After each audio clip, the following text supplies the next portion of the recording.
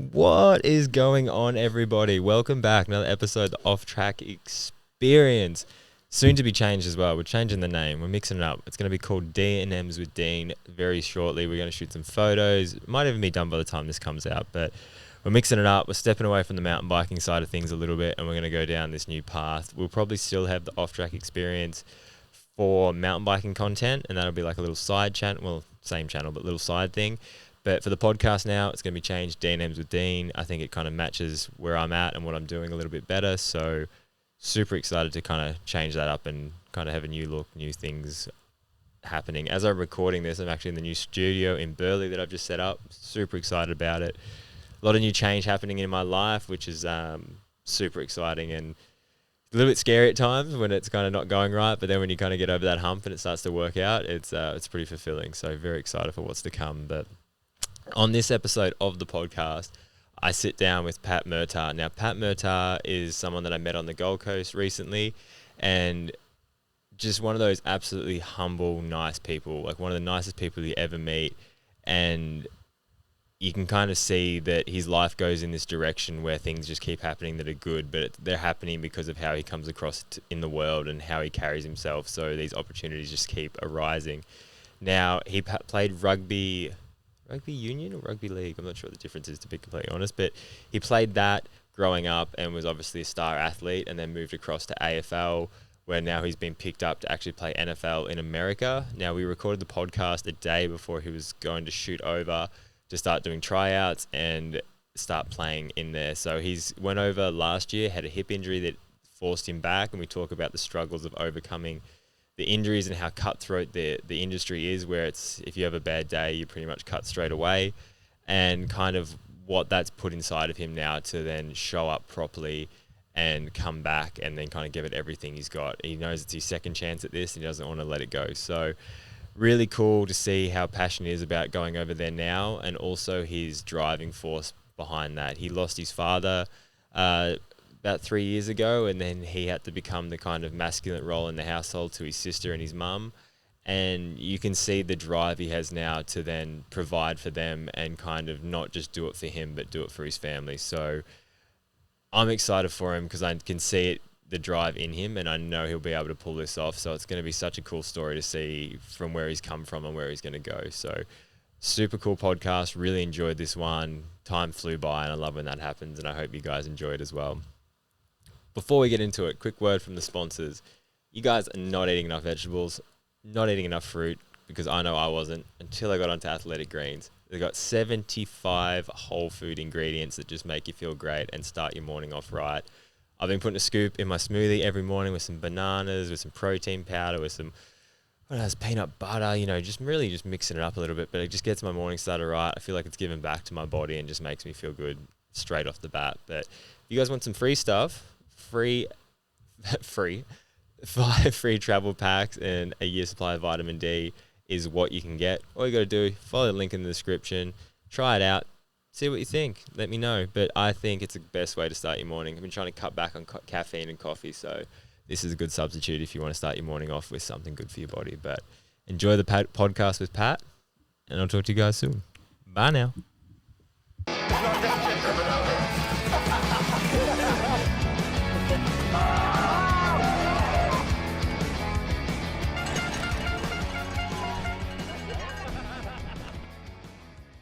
On your mind.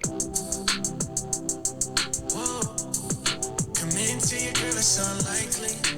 Text getting a little spicy. And welcome back. That's probably the best intro I've ever had. What song's that? One of my mates showed it for me when I was in Sydney. It is I Might Be by Elijah the Boy. Go listen to that. Get yourself in the mood. What a way to start a podcast. Oh, mate, no other. There you go. That's a good way to start it, isn't it? I can't actually need a better intro song now. I reckon I need to get a better intro song to like lead into it. What do you usually have intro musics? Yeah, but it's like, when you just get, because it's got to be free, like, because obviously you get royalties and stuff on it. Yeah. So you can't have something like that cool, but obviously unless you paid royalties, Gotcha. I don't want to pay. But we can, when you can do better though. Yeah. Yeah. Yeah. Just get lucky to mix it. Do a little DJ. Dude, I was thinking that I want to get him to like remix something, and we want to make like a music video And you could have that at like the start of each podcast, or like each thing is like just like a quick action, just like something stupid but fun, and like get guests involved and stuff, and like make it like just like a fun, cool ad kind of like bit like getting into it. Yeah, like Jaws and Mint sort of thing. Yeah. That's what I wanted, because we wanted to film one more video before I left, but we just ran out of time. It would have been sick to like make a little intro beat, just so it slowly builds in and then just bang. And then goes. Yeah. Dude, you can do so much. Like when you've got good videographers and like just come up with random ideas, it can be so fun. Hey, You can play with it, play around, have a bit of fun. The more you do it, the more you get better at it. Have you tried to get like into like editing or making videos, or you got like the creative spark where you're like, this looks good, that looks good? I got on, like, it's same when you take photos as well. Like, there's a picture in mind that I like, thinking like this is gonna look so sick, but then doing it, nah, not for me. Yeah, it's funny when you like think something looks really good, and then you kind of check it, and you're like, oh damn. But you know, some people have that eye, man. They can just see stuff. Yeah, like 100%. Just their like aesthetic and how they take photos and stuff. I'm like, you have it, but like, what is that, and how do you get that? And then you try to do it, and you look at it, like, nah, delete. Yeah, but like, what? Yeah, how do you get that eye? You know, how, like photographers and like some just people just get it. Like they can just create something cool. I guess it's kind of like if you just do it your whole life, you just kind of adapt and get used to it and work your way around it and get better at it, I guess.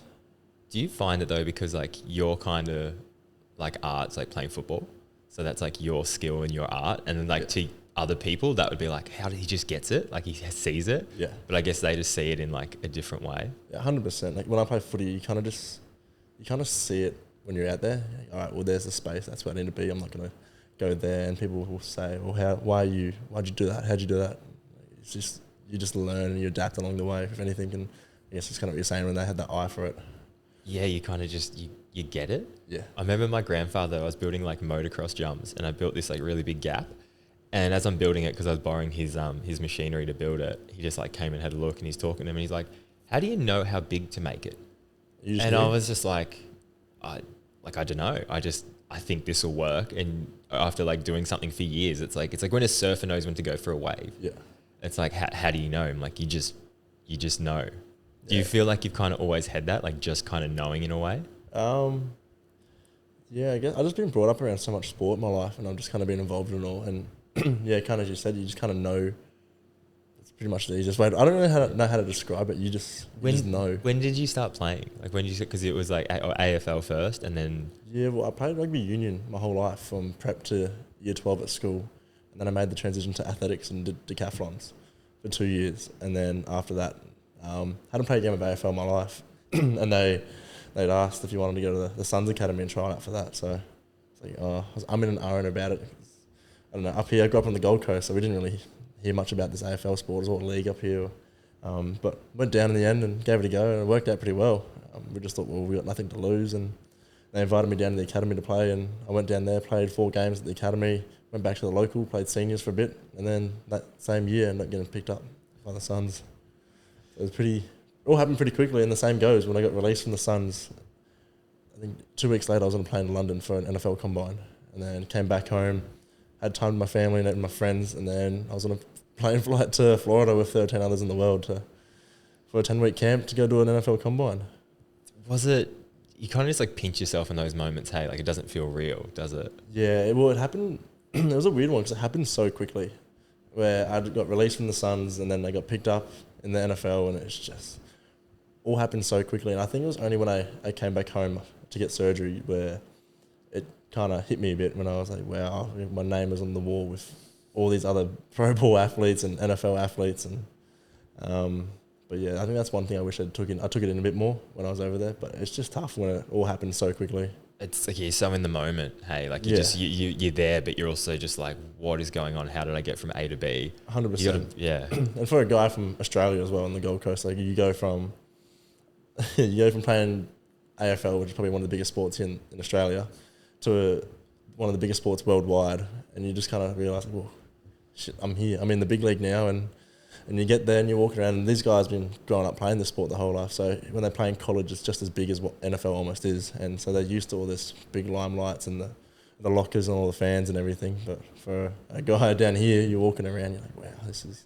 It's big time, hey? Yeah. It's just a change. Like, I think all sports in Australia are just so small, and we don't realize that until you go to Europe or America or something like that, and you go, oh man, no, it's big, like it's real big. Well, even walking around, on my last day, I went out downtown just to have a little look around, and you just get random people in the street that come up to you and like, oh, you're Patrick Murtagh. And I was like, shit, how do you know who I am? I've been here for 3 days. And they'd go, well, how'd you go in athletics when you're competing in athletics back in your day in decathlon? And I was sitting there, I don't know this guy for a bar of soap. He's in America and he knows all about my life. They just know everything. They're just diehard fans and they love it.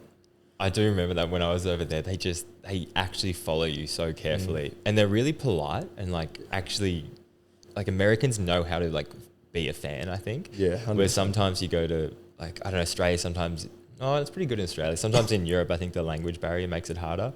And it's like true. That thing where it's like a bit of a disconnect. But I felt like Americans were just super polite, super friendly. They know your whole backstory and you're like, whoa. Yeah, it takes you back and you're kind of like, wow, like they appreciate you for an athlete.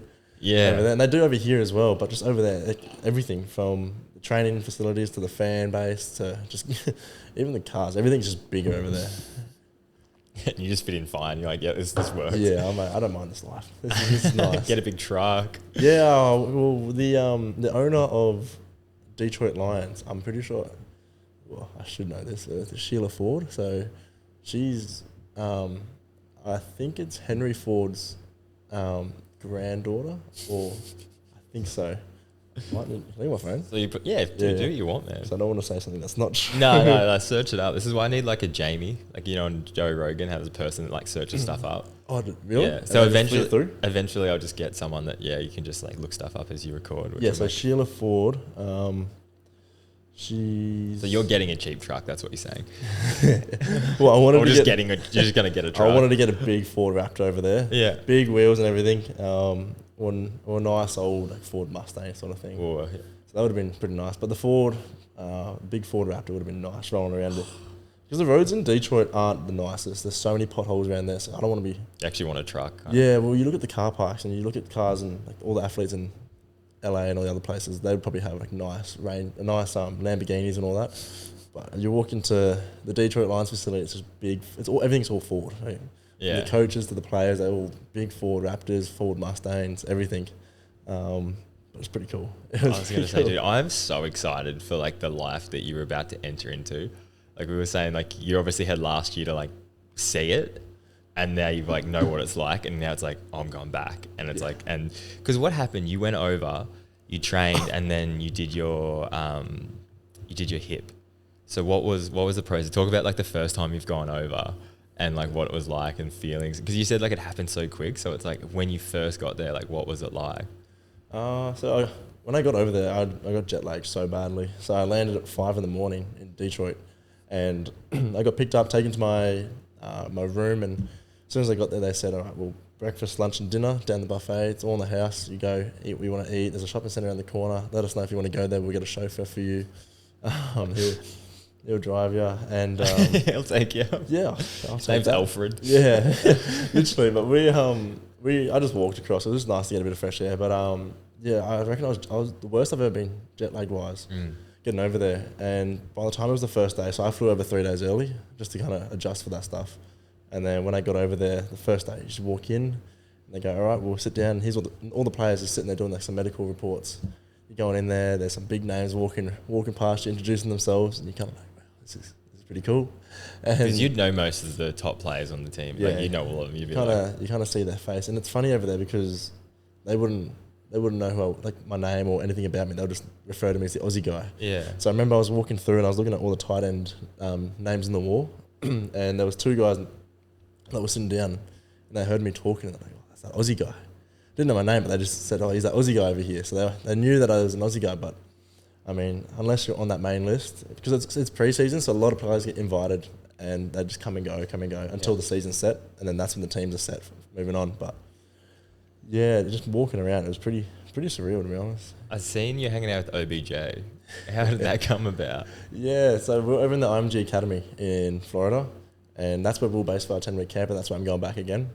And that was the time when he was in his rehab stage, coming back in, trying to get back into a team. And at the time, he needed a quarterback to throw to him. And at the time, my quarterback was throwing for me in the camp, and they go, well, hey, can you throw for OBJ? And he's like, yep, sounds good. So he messaged me and he goes, hey, just keep this on the low, but I'm going to go throw for Odell tonight. You want to come watch? And I was like, no way you're doing this. So rocked up and there he is, his Lamborghini Urus, his little kids there, his dad's there.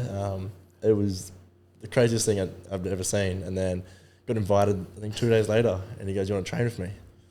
And yeah, big childhood moment came true there. So we're training there. And I think I just got caught up in the moment of, I'm just training. Like I'm training with another player here. I'm going to learn off him. So I wasn't really fanboying at the time, but as soon as he left, my little child came out of me.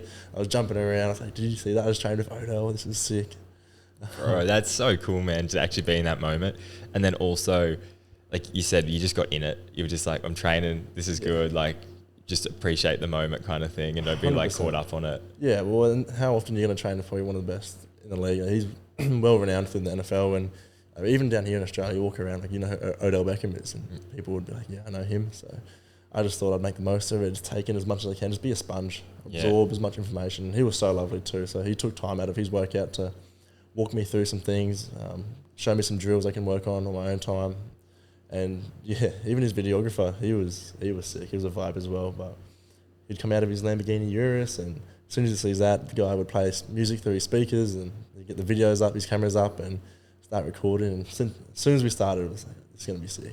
Oh man, just like creates a vibe, hey? Just creates a feeling when you come into something. And you come see that, and you're like, all right, this is the life I want to live. This is why they love training, because they just make it fun, and they're enjoying. Obviously, getting paid big bucks, but still, like, this is it's so fun. You rock up there, you get your own this, you get your own that, and you're there for your best mates playing sport for a living. I think that's a big childhood dream for a lot of people out there. But like you said, it's creating that thing where like they want to go there with their family. They're not like grinding all the time. Like they can make it fun. And I think that's when you walked in, I was just doing a workout. I was like, I just want to create a place, or like what OBJ was doing, that you can go and you're like, I feel good here. When I feel good, I play good. So it's like, bring your family. 100%. He would have got so much happiness and fulfillment out of helping you, because he would have seen what that meant, and he would have seen how like you were just like, and then you know when you see people coming up, like I think that's like the biggest fuel you can get when you see people that are at the start of a journey that you're like, oh man, like this is. I remember when I was there, and it's just like, you know when you move somewhere for the first time, and you're at that new place, and you're like, everything's new, everything's exciting, the people are cool, everyone's friends. Like there has been no bad things happen, and at that time is such a valuable, fun time. 100%. And that's what like obviously you went into with him, and you're kind of going to go back into again. Yeah, now. and it was pretty cool too, because at the end of the workout, this was the last time I saw him. He was like, "I'll see you in the league at the end of the year." At the time, I just went in one ear and out the other. I was like, nah, that's crazy. You're playing NFL. And then I just didn't really think at the time, I'm training for the NFL. And then when I got picked up by Detroit Lions, I just kind of connected the dots. He went to the Ravens. I'll see him at the end of the year. I'll see him in the NFL. We'll probably play against each other, and that'd be pretty cool, pretty surreal. How's that little feeling, hey, when he would have said, I'll see you in the league? Like he would have saw that and been like, yeah, he can get in there. He'll do it. Helped a lot. Bit of reassurance that was. It's helped really good for the confidence. But it's just good to see someone of that sort of caliber just recognise, like, oh, you're doing the work, you're putting the work in, and like, hats off to you. Like, I can see you've been in the league, so I'll see you there. It's funny, man. I was talking to this my mate the other day about how like what comes first, is it confidence or belief? It's like, you know, when you believe in yourself, and like the belief then builds the confidence. But then you use the confidence and then it builds the belief. It like stacks on top of each other. It's kind of like what came first, the chicken or the egg. Yeah, exactly. Because I think if you believe in yourself, man, like that's that extra 5% in getting to where you want to go. And when you have a mentor or someone who's done it and they go like, I'll see you in the league, like that just adds that little bit more belief. And with that belief, then you get that confidence. And it's like, I think when people really do believe in you, especially people that have done what you are trying to do, that's that extra little step, because then you believe in yourself and you're like, okay, I've got all this confidence I can push forward with now. So, and it's just those little things by saying that, and you obviously went in one ear and out the other, like you said that, but like something would have stuck on that. It stuck, yeah. Like I still remember it to this day so vividly, but even still, like, and I think that also defines like a lot of athletes as well, because when you say like that belief and confidence, you got confidence, and then someone gives you that sort of reassurance and that affirmation. Now I get a bit more confidence, but how much is too much confidence, and you get a big ego, and then that kind of throws it out the window. I see it happens a lot with athletes, I reckon. They get a bit too confident and they just throw it out. But yeah, you need to kind of like catch yourself now and again, hey, if you're going too far with something. 100%. There's a fine line between being confident and being like cocky, I guess. Because I mean, when I'm going back to my second year in this camp, I don't know, when I try to describe to people, when they ask me how do I feel, I said I'm confident in myself. Like, when I say that, I'm not saying like, oh, I'm gonna get picked up and whatnot. It's not that. I'm confident in like the work I've put in the past year with my rehab, with the team around me. So like from my physios to the people at the gym to like mentally being prepared as well for my friends, my family, and all the help externally from that. Like it's just built and built and built. So I'm confident that I'm going into this year so much more prepared than last year, and it gives me confidence as well, knowing that like I had 6 months of training for the sport and they got picked up. Now I've got a year and 6 months, but with a whole big block behind me. So it kind of, like, it makes sense. And you've seen it as well. I've seen it, You've seen it, you've tasted it, you've felt it. And I know what it's like as well, like the training load we're going into. And obviously this year I'm going to be the only one that's repeated this program. So they're going to put a bit more pressure on me in terms of like being a leader and setting the standards. And like, obviously everyone's going to be watching how I train as a work ethic and just to see how I go. So, I mean, it's going to be the same as last year. It's just 10 weeks that will set your family up for the rest of your life, honestly. And if you do it right, your foot's in the door once you get in there, because you'll be in the practice squad. Once you're in the practice squad, then all right, what I do in the camp that got me here, how can I do that and get better to get on the main list? And once you get on the main list, you just don't get dropped. Just keep taking someone's job. It's so cruel. It sounds so bad, but you can just get cut next day. You go to training, you come back, and coach goes, "I need to speak to you. You're out." And it's as simple as that. And then someone will come in that same day, take your number. No one will care. You just move on. It's a real tough industry out there. And as for me, when I got told I have to come back home for surgery, the next day I went in to go get a final tour of the program, of the facility. My locker was gone. My name was gone. I asked if I can get my name tag off the locker. They said, no, it's in the bin. It's gone. Jersey gone. Everything. It's so cutthroat. And then landed 2 days later, and they'd already had another man in there, same number, well, not the same number, but taking my spot already. So it's just constant cycle. It's business. People come, people go. That is so cutthroat. They just threw it away. Like, no, it's gone. It's done. Well, they're so used to it over there. So the people, it's no hard feelings against them, but that's just their job. Like, they got to get it out because someone else is coming in. You know what I mean? And they're just so used to it because they've seen it their whole life. But I guess as cutthroat as that is, now going back in, you know how easily you can just be on the field and you can be in the game. Yep. So it's like, yeah, it worked against me, but now it can work for me. 100%. And going in with that mindset. And I can see you driven because you've been training your ass off lately, hey? Yeah. I've been giving it my all, to be honest. There's it's 10 weeks. This 10-week camp could change my whole life and change my whole family's life. So I've got nothing to lose, really. I go for 10 weeks, and if it doesn't work out, I've only wasted 10 weeks of my life because I come back and everyone's still it's doing never the same going to be things. wasted, though. Like, it's never going to be wasted. Yeah, no that matter is true. which way it goes. It's an opportunity to make it. And I'm so grateful for this opportunity. So I wouldn't say wasted. It's just like it can't go wrong. Yeah. I mean, I've got nothing to lose. But then even if you do lose, man, like, that's when you learn anyway. So it's like 100%. you come back last year and obviously you could look at that from the outside. Oh, I lost because of the hip thing and my name got taken off. But look at the drive it's given you now to come back and be like, oh man, we're getting back in. And it will feel so much better as well when it does work out. You'd be like, oh man, I overcame and I came back and now look at me kind of thing. Like, that's going to make it so much better. I think even when I got told I was coming back home, I came home and I don't think I was ever in I hate this, I hate that. Like, I just took it as it's sport, it's business. Like, you sign up, you go to play sport on the weekend, you always know, like, all right, injury could happen, you know, but you're not thinking about, I'm going to get injured today, because if you're driving your car, I could crash today. You're not always thinking that. So it's business. And I came back home, and the next morning at 3:30, I was in the gym, started training again, got into a routine straight away, and I knew the job wasn't done. So I came back, gymmed, and ever since day one, I've been training. So. Did you have any down days though? Like when you just like, what's the point in training, or like what, like, because obviously you would have become a lot weaker as well. Then you're trying to go back to what you were used to, and it's like, how'd you overcome those hurdles? Yeah, it was tough because when I came back, there was a big gap between when I landed to surgery. So you get to points when you're there, you're training so hard, but then you're like, I'm going to get surgery and it's all going to go. I'm going to have to restart. But at the same time, I don't know, you're doing this hard work, you're building little habits, I found, and then after surgery, those habits still stick. work ethic and all that sort of stuff. But yeah, there were down days, but that's just why you got the friends you have around you. So the friends, everyone's played a different role with helping me get back. From the coaches look after me coaching wise, and family look after me, and friends look after me. But they all play a different role of how they help me, whether it's physically, mentally, or just anyway. Everyone's played a different role, and it's all helped me get through to now leaving tomorrow to go to America. That's probably that's such an important point there. Like how you get through that is just like your circle of friends, family, like your connections you've made. Yeah. Because they'll pull you, for sure pull you out. I remember when I was like recovering from injury and the boys were trying to convince me to go to Never Quit.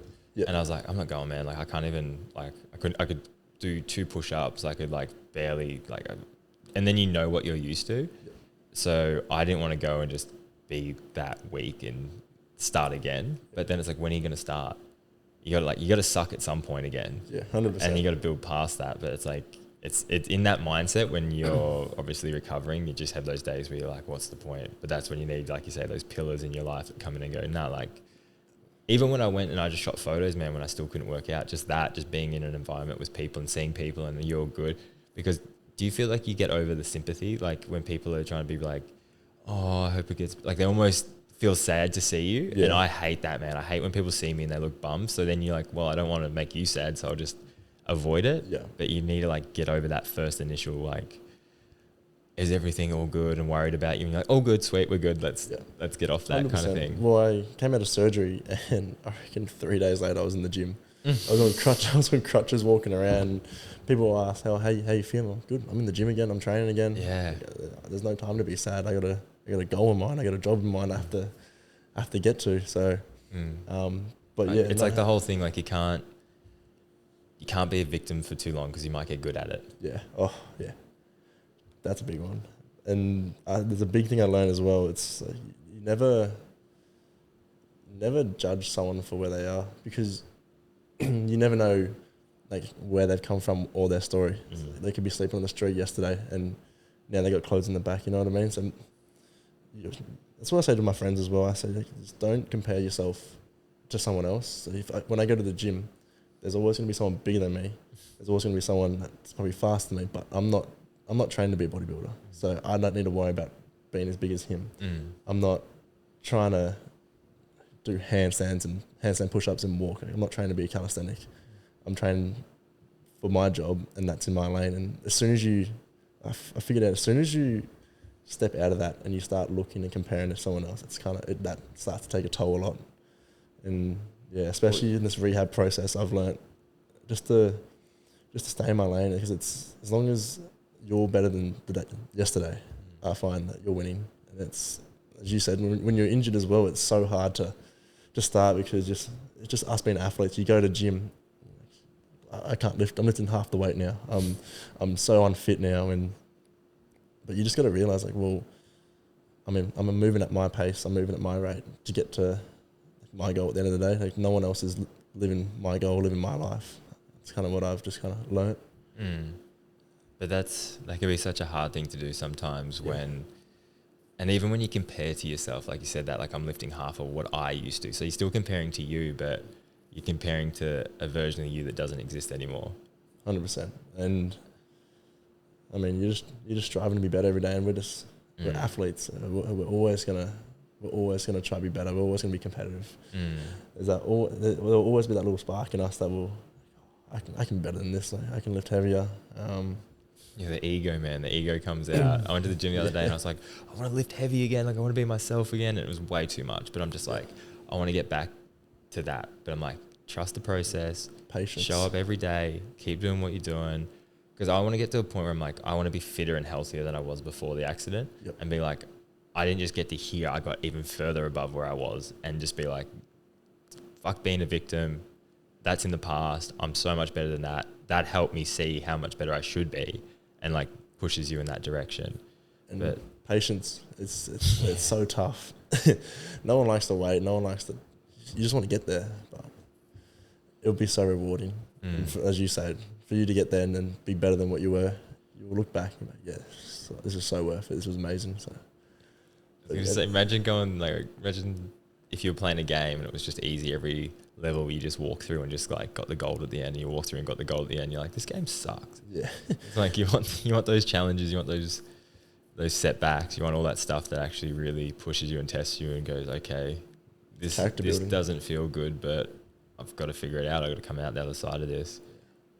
100%. And that's why you got your friends and your network around you. As I said, your pillars. They're there to help you, support you. If someone doesn't know, then maybe someone else might, or they'll know someone that might help. Everyone plays a role in a different way. And it's understanding as well who's best at playing those roles. Yeah. Like, you know, when you go to someone and it's like, I know I need this person at this moment because they're going to give me X or Y or Z. It's like, and you pick those people. But I guess it's knowing yourself well enough to know who's going to be the person you need at that time. Yeah. Who's the person you do you have someone in your life, like it's 4 a.m. in the morning, shit's gone really bad, who you calling? Yeah, would you have a person in mind? I'll always resort back to mum. Mum will always be there. She won't ask questions or anything. First thing she'll make sure is like, are you okay? That's the main thing, are you okay? And then later on we'll talk about it and we'll work it through. Yeah, she's someone I can always rely and fall back onto. It's good, those people that, you know, people you don't see for a long time, but they show back up in your life and there's just no issue. Or like if you call them and just like, oh, like I need something now from you, and they're like, yep, done. Yeah. Like they don't change. Yeah. Like distance, time, space, all those things, they don't affect it. They're just like, nah, this is, you get it kind of thing. There's a lot of those guys in my life, and I'm so grateful for them, so appreciative of it. But yeah, no, there's heaps of boys out there, and they all know who they are, and always grateful for them. Yeah. Do you find, is that going to be something, because obviously going to America, do you have many people over there that you're like good mates with and like connect with straight away, or is it kind of going to be like fresh slate again? In America? Yeah. No, so last year we went over to the UK and did a combine, and then when we were over there, we kind of met everyone, and we kind of got the gist of, all right, he looks like he's someone who would make it. And by the time we went to the camp, we already had spoken to each other, we'd met each other, and we're hitting the ground running. This year we're different. We're all strangers. No one's met no one. I've met the guy from the other Aussie from here, Jotham, so he's a good lad, big boy. But yeah, other than him, I don't know anyone else. It's going to be a fresh start. Yeah, well, funny you say that. Today I just made a group chat for the boys. I said, just ask what you need to ask. There's a bit of shit talking here. Do what you need to do. Just relax. So have a bit of fun, because we're going to become family when we're over there.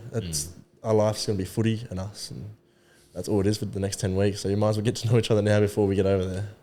Dude, I'm just picturing like, Remember the Titans. Yeah. Like just going into that kind of just. Yeah, it's going to be a. Like that's it. That's it. Just a modern version of that. Pretty much. People coming in. Yeah, and it's funny too, because I went over last year and I was the smallest in the camp. Yeah, you were saying that you wanted to put on size, because what are you weighing now, like 120? Yeah, well, before Chris, I got up to about 121, 122 kilos, and I came out of surgery at 104. Yeah. So I chucked on some weight pretty quickly, and then I've lost. What's your diet look like when you're trying to put on weight? What are you smashing? What's going down? So I'd wake up before training. I would have like overnight oats, but I'd blend into a smoothie so I can drink it on the go. Have that. Are you weighing stuff, or you just what you feel? Yeah. So when I was in America last year, they tested us to see how many calories we burn resting. So if I laid in bed all day and I didn't do anything, I'd burn 3,500 calories, which is something ridiculous. It was roughly like between 3,000 to 3,500. It is honestly so bizarre. It's heaps, yeah. And so breakfast would be overnight oats, but in the smoothie form of a banana. Go do my workouts, train what I need to do, and I come back and I'd have like 4 or 5 eggs. I'd have 4 toasts, a full avocado, about 4 potatoes diced up, put them in an air fryer, nice and crunchy. I'd have either a full steak or about 4 sausages diced, or this is still breakfast. This is breakfast, yeah. And you know how you get those big mints you buy from Woolies for pasta? Yep. I'd have maybe a quarter of that. So it just depends on what meat I feel like having. So let's say I had mince, I had the quarter of the packet as well. And then while that's all cooking, I'd have a bowl of yogurt with protein, creatine, and a banana. And I'd just eat that while everything's cooking. Yeah. And so I finished that and wash up, and by the time that's done, I'm like, oh, I could eat something else. I have some little nibbles here and there, and it's gotten to the point now where I eat so much food where my snack now is a full... Like a meal. Yeah, it's a full meal. So when you go to Woolies, you buy 8-pack of sausages. I'd just cook all that. I'd sit down and I was like, I'll make a snack. So I'd plan on eating 4, then I'd eat 4, I could eat another one. Still hungry, yeah. Yeah, so I'd eat another one, there's 5. I'm like, oh, there's 3 left, I'll have it with rice. And I'll just have it with rice, and I'm like, oh, it's all gone. And then I'll go, I've almost Just have one, the whole thing's gone. You're like, it happened again. I'm like, sweet, there you go, so much money. I was gonna say, what would you be spending on just food a week? I was speaking to Mum about this actually, so I think we're around $670 a week for groceries. Just you. That's just you. That's something ridiculous. I don't know if it was $670 a week or a fortnight, but I was talking to one of my friends and they were there at the time, and they were saying it was $670 a week. So she's going to go from spending $670 a week to about $270 a week when I leave. She's the happiest woman in the world at the moment. Oh, man. And when your food's all covered in America. Yeah, everything's flights, covered. Accommodation, food. So we'll have buffet breakfast, lunch, and dinners over there. So I'll be in heaven. Because didn't you say you want to get to like 130 or 140? I wanted to get to like the high 120s, just to see how I'd move. But then I got heavy and my body wasn't coping too well with it. I wasn't getting in and out of my brakes. So my brakes means like when I'm running and changing angles. I wasn't feeling quick or explosive out of it. So cut back down, sitting at my 118, 116 now. And I feel fine. I'm gliding through, feeling quick, feeling explosive, feel powerful. So I got that right balance going. So yeah. I guess I'm not too fussed, and I don't think they're too fussed of how heavy I am, as long as I can feel smooth and powerful in what I do. But I got to be able to be fast enough to keep up, because I'm playing tight end. I got to be fast enough to keep up with players like Tyreek Hill as a wide receiver, but also be big enough to block guys like Myles Garrett and Nick Bosa. So for everyone, it's got to listening, they're 6'4" and 140 kilos. So I got to have that balance where I got to be strong enough so I can stop them, but fast enough where I can keep up with those guys. Dude, this might sound like a bit hippie whack kind of thing, but have you ever slacklined before? What's that? Slacklining? Have you not heard of that? So it's like, people do it over like canyons and stuff. It's like a tightrope you kind of walk on. Oh, and they have the big poles and they're balancing? Yeah, they don't have poles. They just have like literally just walking, but they walk on it. Yeah. My hands are sweaty already. It sounds, no, but you just put it low off the ground and you practice, and if you fall off, you just like jump off. Yeah, but I've seen people down Burley and they have it a metre off the ground. Is that what it is? Yeah. Okay, Yeah, so when I had wrist surgery, I had to get operations on both. I had carpal tunnel and they just cut it open. And when I was recovering, I was like, well, I can't do that much. So I just brought a slack line and I just practiced on it every day. Dude, I was so much more explosive because all those little muscles around, like your bigger muscles when you're doing like squats and stuff, like you got a little bit of stabilization, but it's not as much as you would when you're on a slack line. It's just all these little muscles engage. And I went on it every day, man, for weeks. And I remember I went for a run with my mate and I was like, dude, I've never run so well. Like I was like, you know, when you spring, like you're springing almost. It's not like it was like I was springing. And I remember I sprinted, man. I was like, I've never run so fast in my life.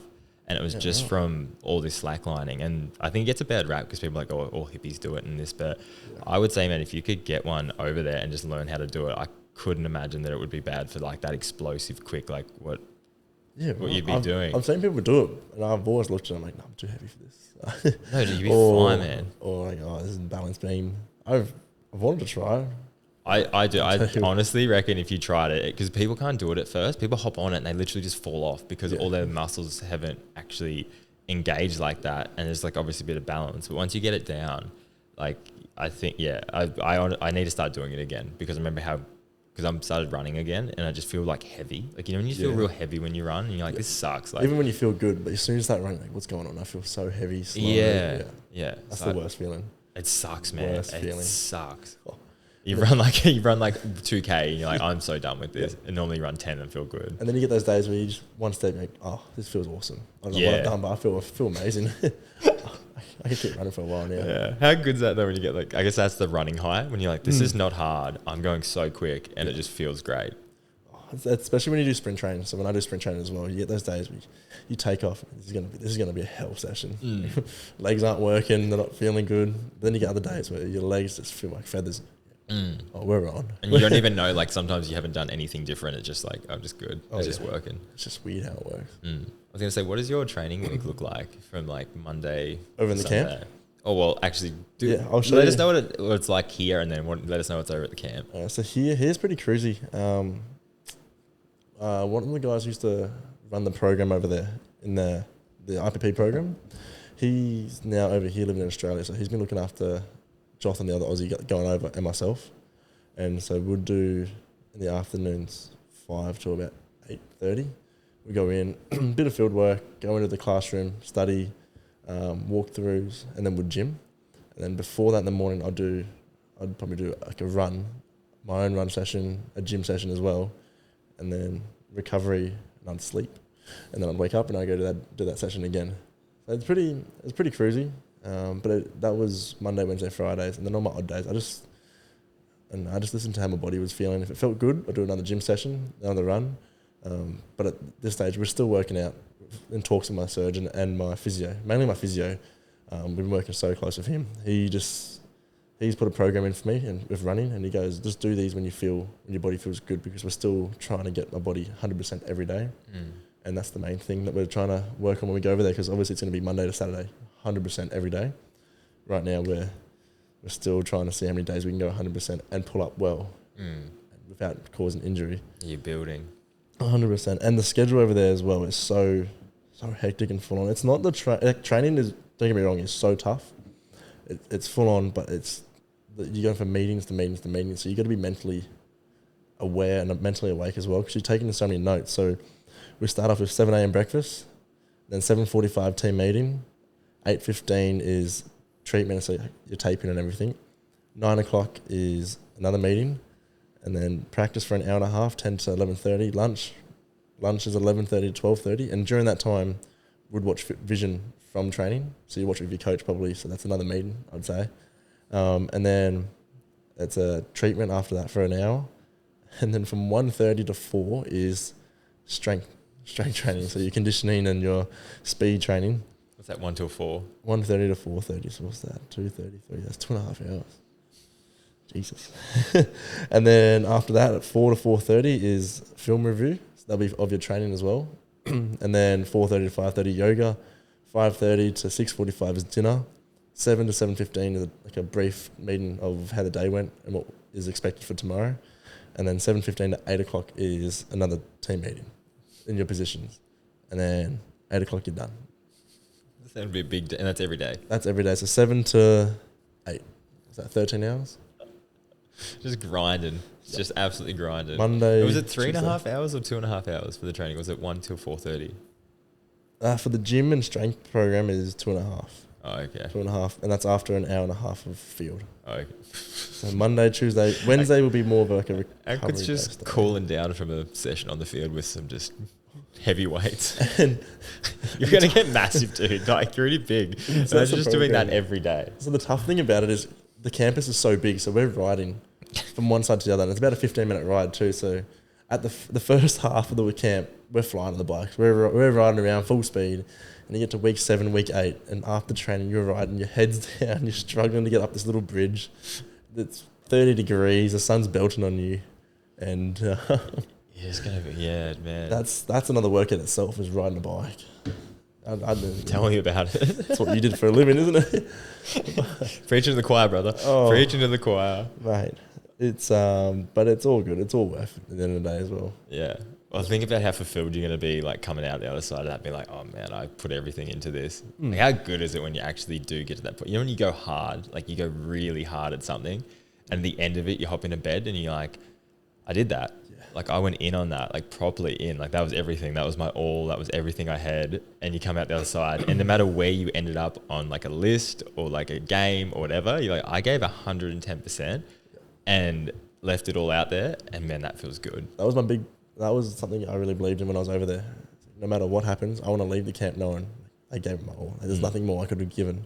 And if I didn't get picked up, well then, well done. Like, I know what the standards are like, and I know how hard it is and how tough it is to make it in. And if I did get picked up, then I was like, well, I gave it my all. So I'm pretty stoked with it. And that's going to be the same for this year as well. So I want to be able to, at the end of the pro day, go back to bed and just go, yeah, there's nothing else I could have given in this camp.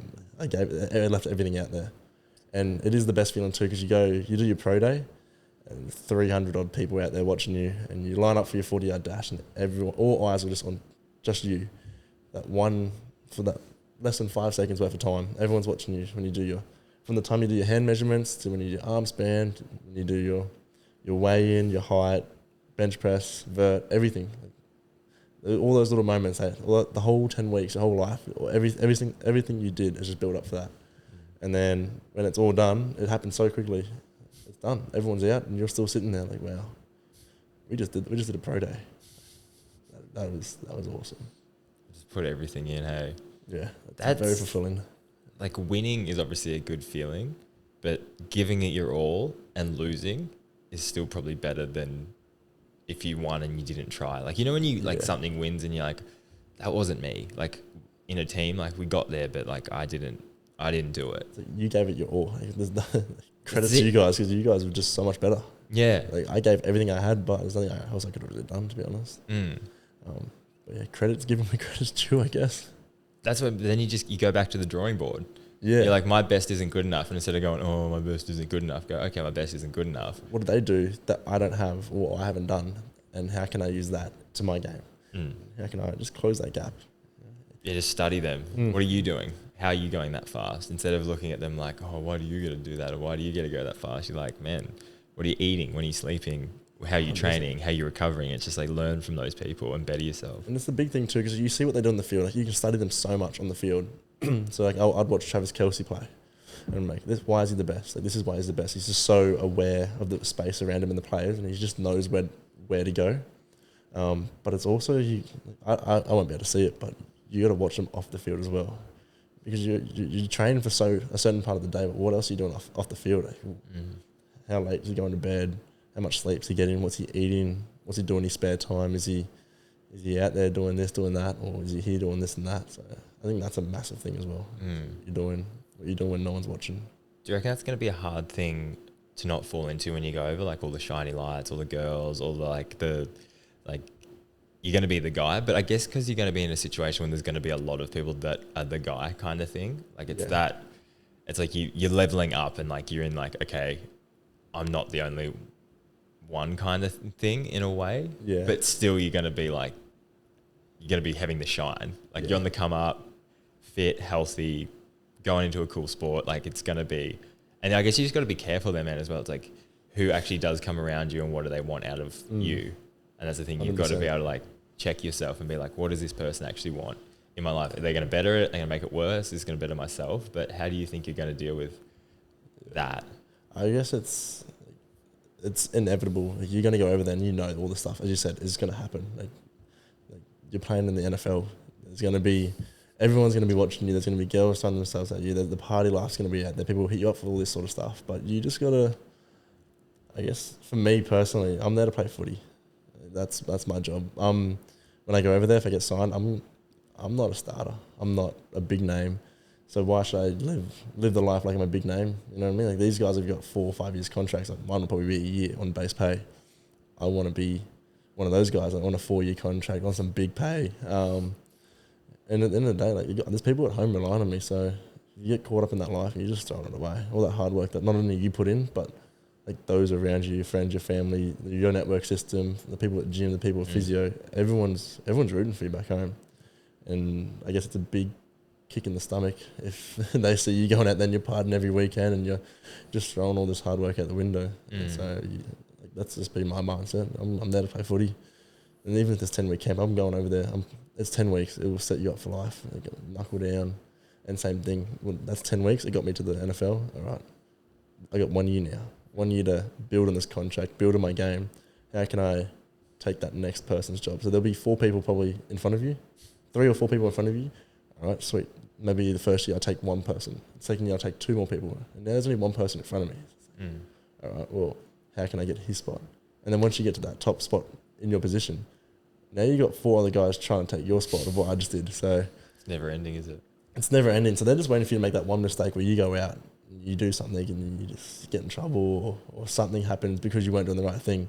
Then you fall down and there goes your contract. And as we spoke earlier, it's so brutal. It's so cutthroat. So eyes are watching you everywhere and it's just not worth the risk.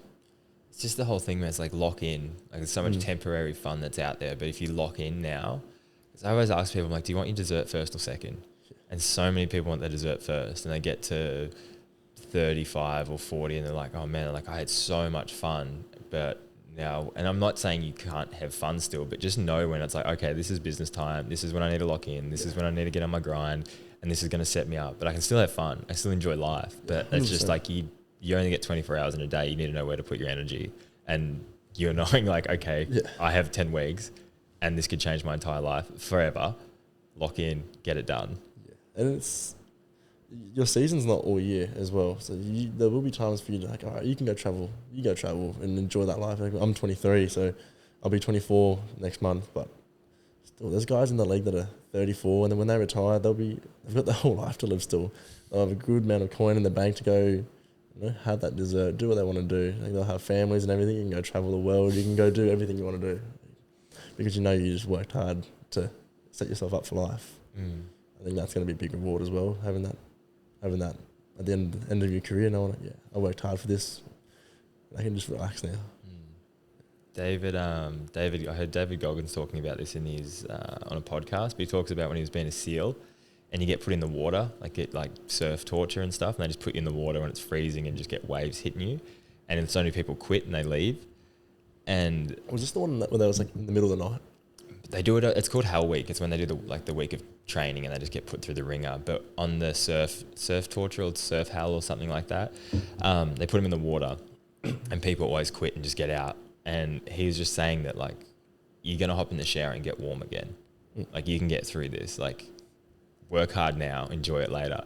And he was saying all the people that quit, they all said like I'm warm now. Like I've got my good life. I'm in my house, got my kids, got all this, but I quit in that moment.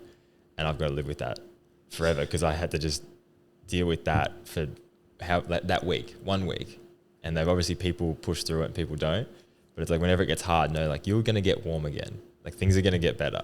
But if you quit in that moment, you've got to live with that for the rest of your life, no matter how big or small that thing. If you know you quit on something that you really didn't want to quit on, like that shit hangs around with you and you'll regret that. I don't know about you, but that'd eat me up. It's just 1 week. If you're going like I don't want to be a Marine, like I don't want to go into that, but I'm like if I had that mentality to do it, there's obviously part of you like I'm not quitting on this. Well, it's like when I came back from surgery, people were saying, I don't know how like, you're still doing this, and I would have ran away and all that stuff, and it's like like don't get me wrong, when you're having tough times it does cross your mind, like, I'm gonna one-way ticket to Europe, if I see you I see you, if I don't I don't, you know what I mean? But cool, I'm there for a year, 2 years, and they get to about 26, 27, and I go, I'm watching the NFL. I could have. What if? Like, I'd hate that. What if? Like, what if I gave it another shot? Like, what if I just did this? And, and that's like. It's a dangerous thing to live with. Hey, the what if? Yeah, could eat you up. Because only you know what you have inside. Like only you know. Like, okay, I know I've got that. Like I know I can do that. But it's putting in that work to make that a reality is the thing that people don't do. But it just seems like it just feel like you say such a waste to look back. I want to look back at my life and be like, I gave it again my all in a range of different things. Like that might be football now, that might be, I don't know, some other extreme different thing again. But it's like as long as you're giving it your all, it's like each chapter of your life could be so cool and different. Yeah. But you're just like gave it everything, and then you get to the end of your life and you're like, oh man, that was good. Like that was rewarding. You're like, we did it. We fucking did it. You can just sit back and just like pat yourself in the back. Like, yeah, wow. But you need to go through that grind to really remember it. Hey, you can't like it's not gonna be easy. But that's I know. I heard this thing. J. Cole, the other song. What does he say? There's beauty in the struggle, ugliness in the success. And I was like, man, that's so true. Like the struggle of coming up, the struggle of trying to make it. There's so much memories and like so many good times you'll bring out of that. When you thought like, man, I just want the nice house and I want all that. And then you get that. And then obviously it can be amazing, but then there's also things that come with that. You're like, fuck, man, I miss just grinding with the boys. Yeah. Like you laugh about it too when you get there. You're like, oh, remember when we were in Hell Week? You were crying to me saying I can't do this anymore sort of thing. You just laugh about it afterwards. Yeah. And you think about all the stuff you would have got out of that. Yeah. Because like, yeah, it's all life lessons. You're all learning, character building, no matter what you do. What do you think taught you the most, or what thing do you think has taught you the most about yourself and what you want to do? That's a good one. I mean, there's been a few things. So like I went to the NFL and came back and learned a lot there about the whole regaining stuff. But I think losing dad a few years back like that, I learned so much. I still am as well. So like I lost dad and like just I had to fill in that role of being a father figure. I had to step up as the older brother as well to my younger sister, and it's just like there's that guidance from an older male figure wasn't there anymore. So you're doing things and you're just learning, and you'll do something and you'll make a mistake. And fuck. Am I allowed to swear? Yeah, you can swear, Okay. man. Sorry. Yeah, you go in there and you're like, oh, fucked up, mate. Just don't do it again. Like, but if you do it again, like, it's okay to be lenient with yourself, but at the same time, you got to know like how many times is too many times to fuck up and make that mistake. And then even still, like, even nowadays, like I'm still learning because like I've got guidance around me, but it's just not the same as having that father there to help me with all that sort of stuff. So I think that's been the biggest, as we would say, like character building sort of moment and learning thing. And it's taught me like it's okay to make mistakes. You just learn from it, you know. And you just like not everyone's gonna live a perfect life. You're gonna fall down. It's kind of like a 400-meter hurdle race. You start off, bang, you're out flying, you feel good, and you hit a hurdle. Shit, all right, get back up. There's always gonna be another hurdle around the corner. You know what I mean? There's gonna be times where when you get back up, it's gonna be slow, and then you'll build back up. You build a bit of pace, a bit of momentum, and who knows what it might be. Something really random might hit you. Oh, that rocked me a bit. It's another hurdle. Sometimes you might knock the hurdle down, and sometimes you might clip it. But it's just all learning, and I've learned so much along the way. And yeah, as I said, 23, hey, we've got a whole life to live. My sister's learning. My mum's still learning. Mum's learning as well. I'm learning. My friends around me are learning as well because it's tough for them as well when their best mate's dad passes away, and which would be like a father figure for them as well. Like how do I speak to Pat today? Like how's he going to react? We're all learning, and that's okay. And I said to them as well, like it's okay. Like, I don't expect you to know what to say, but I just appreciate you just being there and just saying like, hey, I'm here. Like, I know you're here. If I react a certain way one day, it's not because of you. It's because probably the emotions are feeling a different sort of way today. But yeah, I think just realising all these little things and has been a big one for me. It's crazy you said, man. It's like people teach you a lot when they're here. They teach you even more when they're not. And that's a big thing as well. So when Dad was here, he'd come back from a big day at work, and I was young at the time, and just got a new Xbox. I'm like, sitting on the bed playing it, and he comes in from work, and he's sitting at my door, like, trying to talk to me. I'm like, hey, I'd say hi and everything, but I wouldn't really like be present in the moment these times. And then when we would go kick the footy, I'd always wonder why he'd get so mad at me for not being able to kick the ball straight. And I felt bad because this guy he'd give up everything. Like Dad would give up everything for me. He had bung knees, bung back. He could barely run. But he'd be out there in the rain, hail, shine, and he'd kick the ball with me, kick the ball back, no matter what I was doing. And it was only after, like a year or so after, when I'm like, wow. So this is what he meant. This is what he meant by this, and I see what he was trying to say now. And like it hurts. It hurts at times because you go through those moments where it's so annoying because I couldn't see it at the time. But at the same time, it's actually amazing because I realise what he's saying now. And it's just a tough thing. But I was just so young at the time, so I didn't know. But part of growing up and adjusting to that change in life, I've learnt to understand that. And I think that is big pat in the back for Mum, my sister, and I. That it's like, okay, we get what he's trying to say now. And I know that he's not here to see it and understand it, but I know he's up there watching. He's like, yeah, he sees it. About time you learned that. Those sort of things, but yeah. You're just learning. We're all young. That's what you're saying, man. Like, we're all learning. Like, if you look at people, we get angry so quickly at people that don't understand something that we might. And it's like, why am I allowed to get angry now because I understand it, you don't? It's like looking at people with this lens of, you just don't kind of get it yet, but you will. Yeah. And when you do, we'll like be able to talk about it more, and it'll be a good thing. But 100%. like you look back and you're like, that's what he was trying to say. Yeah, I get that now. It's just sad when people don't learn. That's the thing. It's like when you have these things happen and you don't try and learn from them, and that's can be there's obvious reasons why you don't want to learn. You want to hide away. You want to not deal with it. But don't get me wrong. Like I've made that mistake as well. I've made a mistake and I didn't learn from it. It's like, okay, tried to get better at it, but I didn't, and I didn't again. And then it's just taken so long of me repeating that same mistake, unfortunately. Like, it's hurt people along the way and everything, and unfortunately I can't get that back in life, but I've at least I'm Learn from it, conscious and I'm aware, and it's unfortunate that along the way it's hurt people and it's upset things, and it's taken me so long to learn. But I guess different things take different amount of times to learn, and at the end of the day, as you said, as long as you're learning from it. That's the thing. It's going to take longer for some. It's going to be quicker for others. But I always talk about, like, when you have trauma, you know that, like, gopher game where the gophers pop up and you got to, like, hit them on the head with, like, a hammer? Like a time zone sort of thing? Yeah, like a time zone. So I look at that as, like, each one of those gophers is, like, a different trauma, whether it be, like, psychological, physical, just whatever it is. And if you don't deal with them, they're just going to keep popping up. And you can try and, like, hit one down, but you hit one down, another one pops up, and you hit that one down, and there's all of them. Like, the only way you can deal with that is if they all kind of come up and you're like, all right, I'm going to deal with all of it, and then you're going to go. Otherwise, they're just going to keep popping up in other, like, points of your life, relationships, friendships, your mum, your dad, like, all that stuff. And it's just like, you just got to put it out there on the table and actually, like, okay, I need to sit in this. I need to feel this. What am I getting out of this? What is this teaching me? Where is this going? Like, it's a heavy thing, man, because it's like you got to go head first into pretty much everything you don't want to go into. And it just bubbles up. It just comes up, yeah. How did your dad pass away? I had cancer. So it was a long battle. So he had it early on, got it cut out, and then he just had some problems going on, and we just thought it was just like his bowel problems, but got it all scanned again, and unfortunately it came back, and at that time it was just pretty much too late.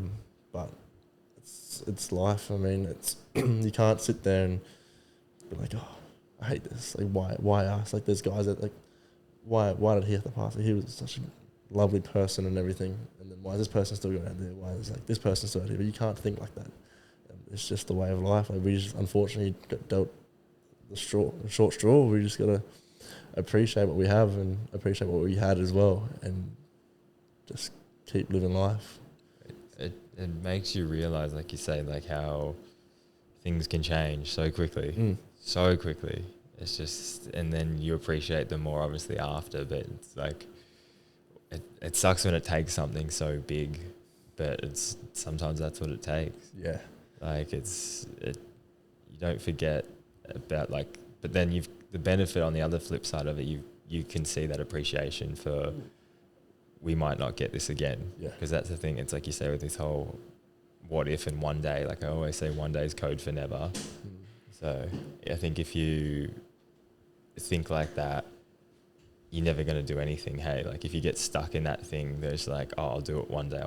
And then it gets to the point where you're like, well, you might not. Yeah. And then yeah, bro. It's like, it's kind of like appreciating the moment in the moment, not afterwards. Yeah. Because of whatever reason, at the time you're just not present in that thing. I think that's the thing, trying to be more present all the time, because you don't get that moment back ever. Yeah, you never know. It's like when we were over in the pro day, like, could this be the last time I'm with these bunch of blokes? Is this the last time I'll be over here? You know, these sort of moments, and then even just the little moments as well. You got the big moments, you got the little moments. You just gotta, as you said, just appreciate them and take it in when we get the chance to. When you've obviously found out that it had come back and that it wasn't going to be something that they probably heal, is that when the kind of appreciation changed and you're just like, I'm going to spend as much time as we possibly can with your dad before? Like, how was the process from when then kind of, I guess, the acceptance of, like, what the reality of what was happening?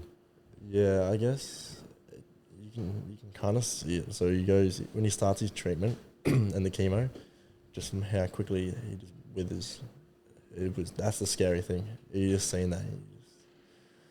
You can't count days. You just got to enjoy every day, because you just don't know what could happen the next day or whatnot.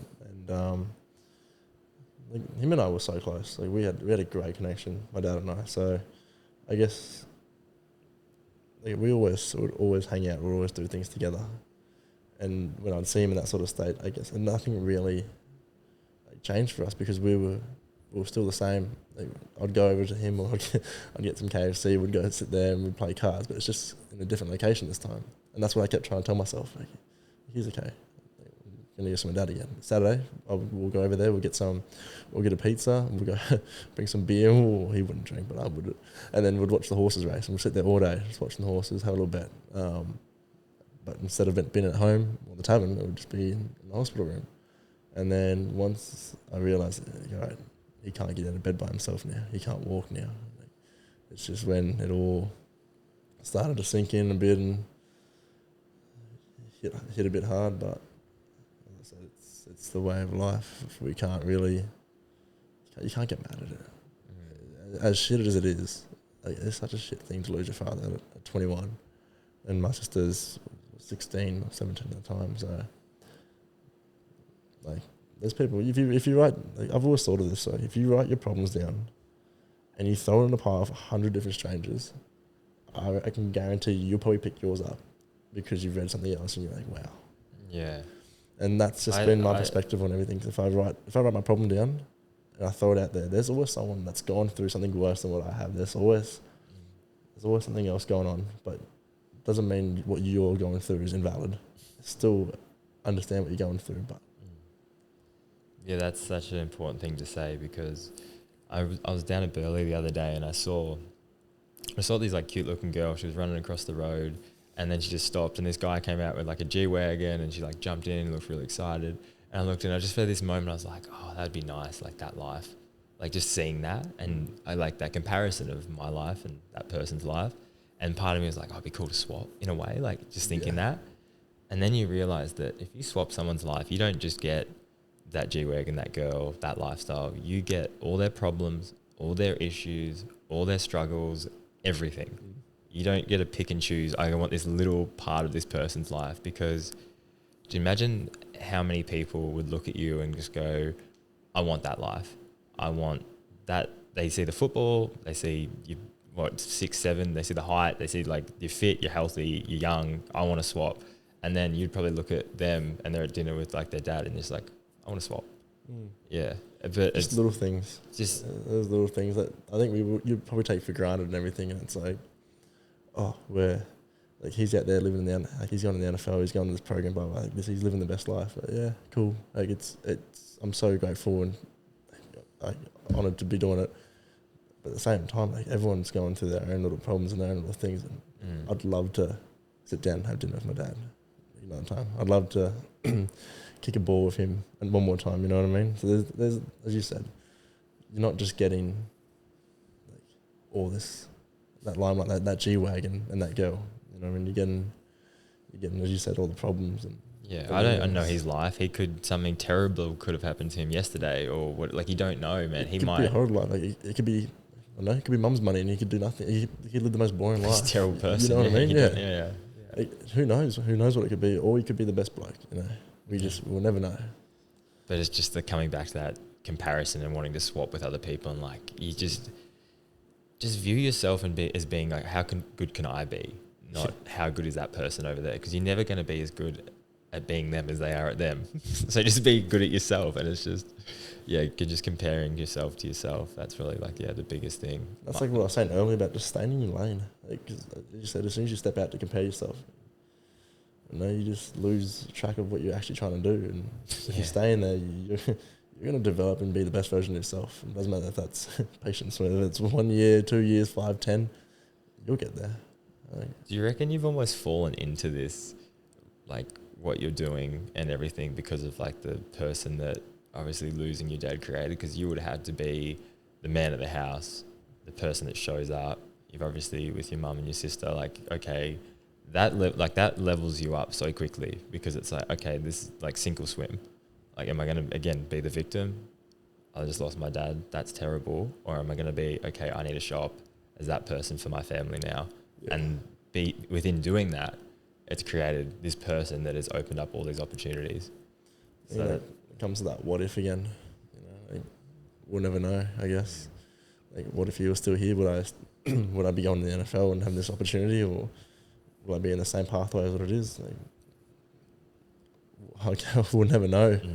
We'll never know. And as hard as it may be, but I'm just got to be grateful for where I'm at and what I've gone through, and to enjoy where I am at the moment. You know what I mean? Things happen for a reason, you know what I mean? So if I didn't... It's funny, I was thinking about this the other day.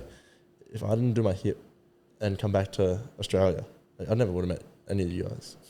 I never would have met half my friends I'm friends with now. And it is so crazy because if you look at it like that way, all right, well, if I was over there now, you guys would be doing like your life over here, and I never would have met any of you guys, or even like the networking people I've ended up becoming friends with. I wouldn't have met anyone there, so things do happen for a reason, and it may seem at the time like, oh, why me? You know what I mean? But life will take you on a journey. Just stick to your guts, and it will all work out. That why me bullshit stuff just gets, because I always say this, I've said it a million times, people are probably sick of it, but I say you don't know if something's good and bad until it plays out, and it plays out when you die.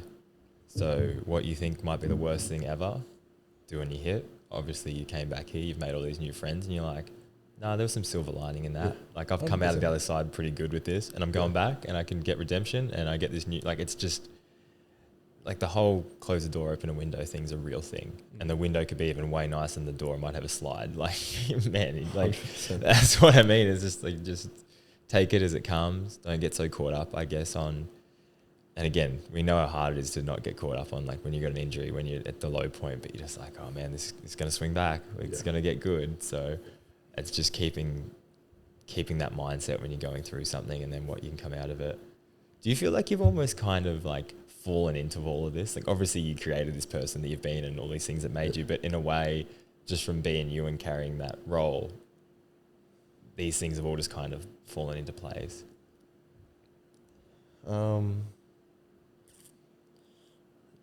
Just with like how you carry your like values and like how you live your life, it's like, I'm just going to live the best version of me, and what happens is kind of what happens.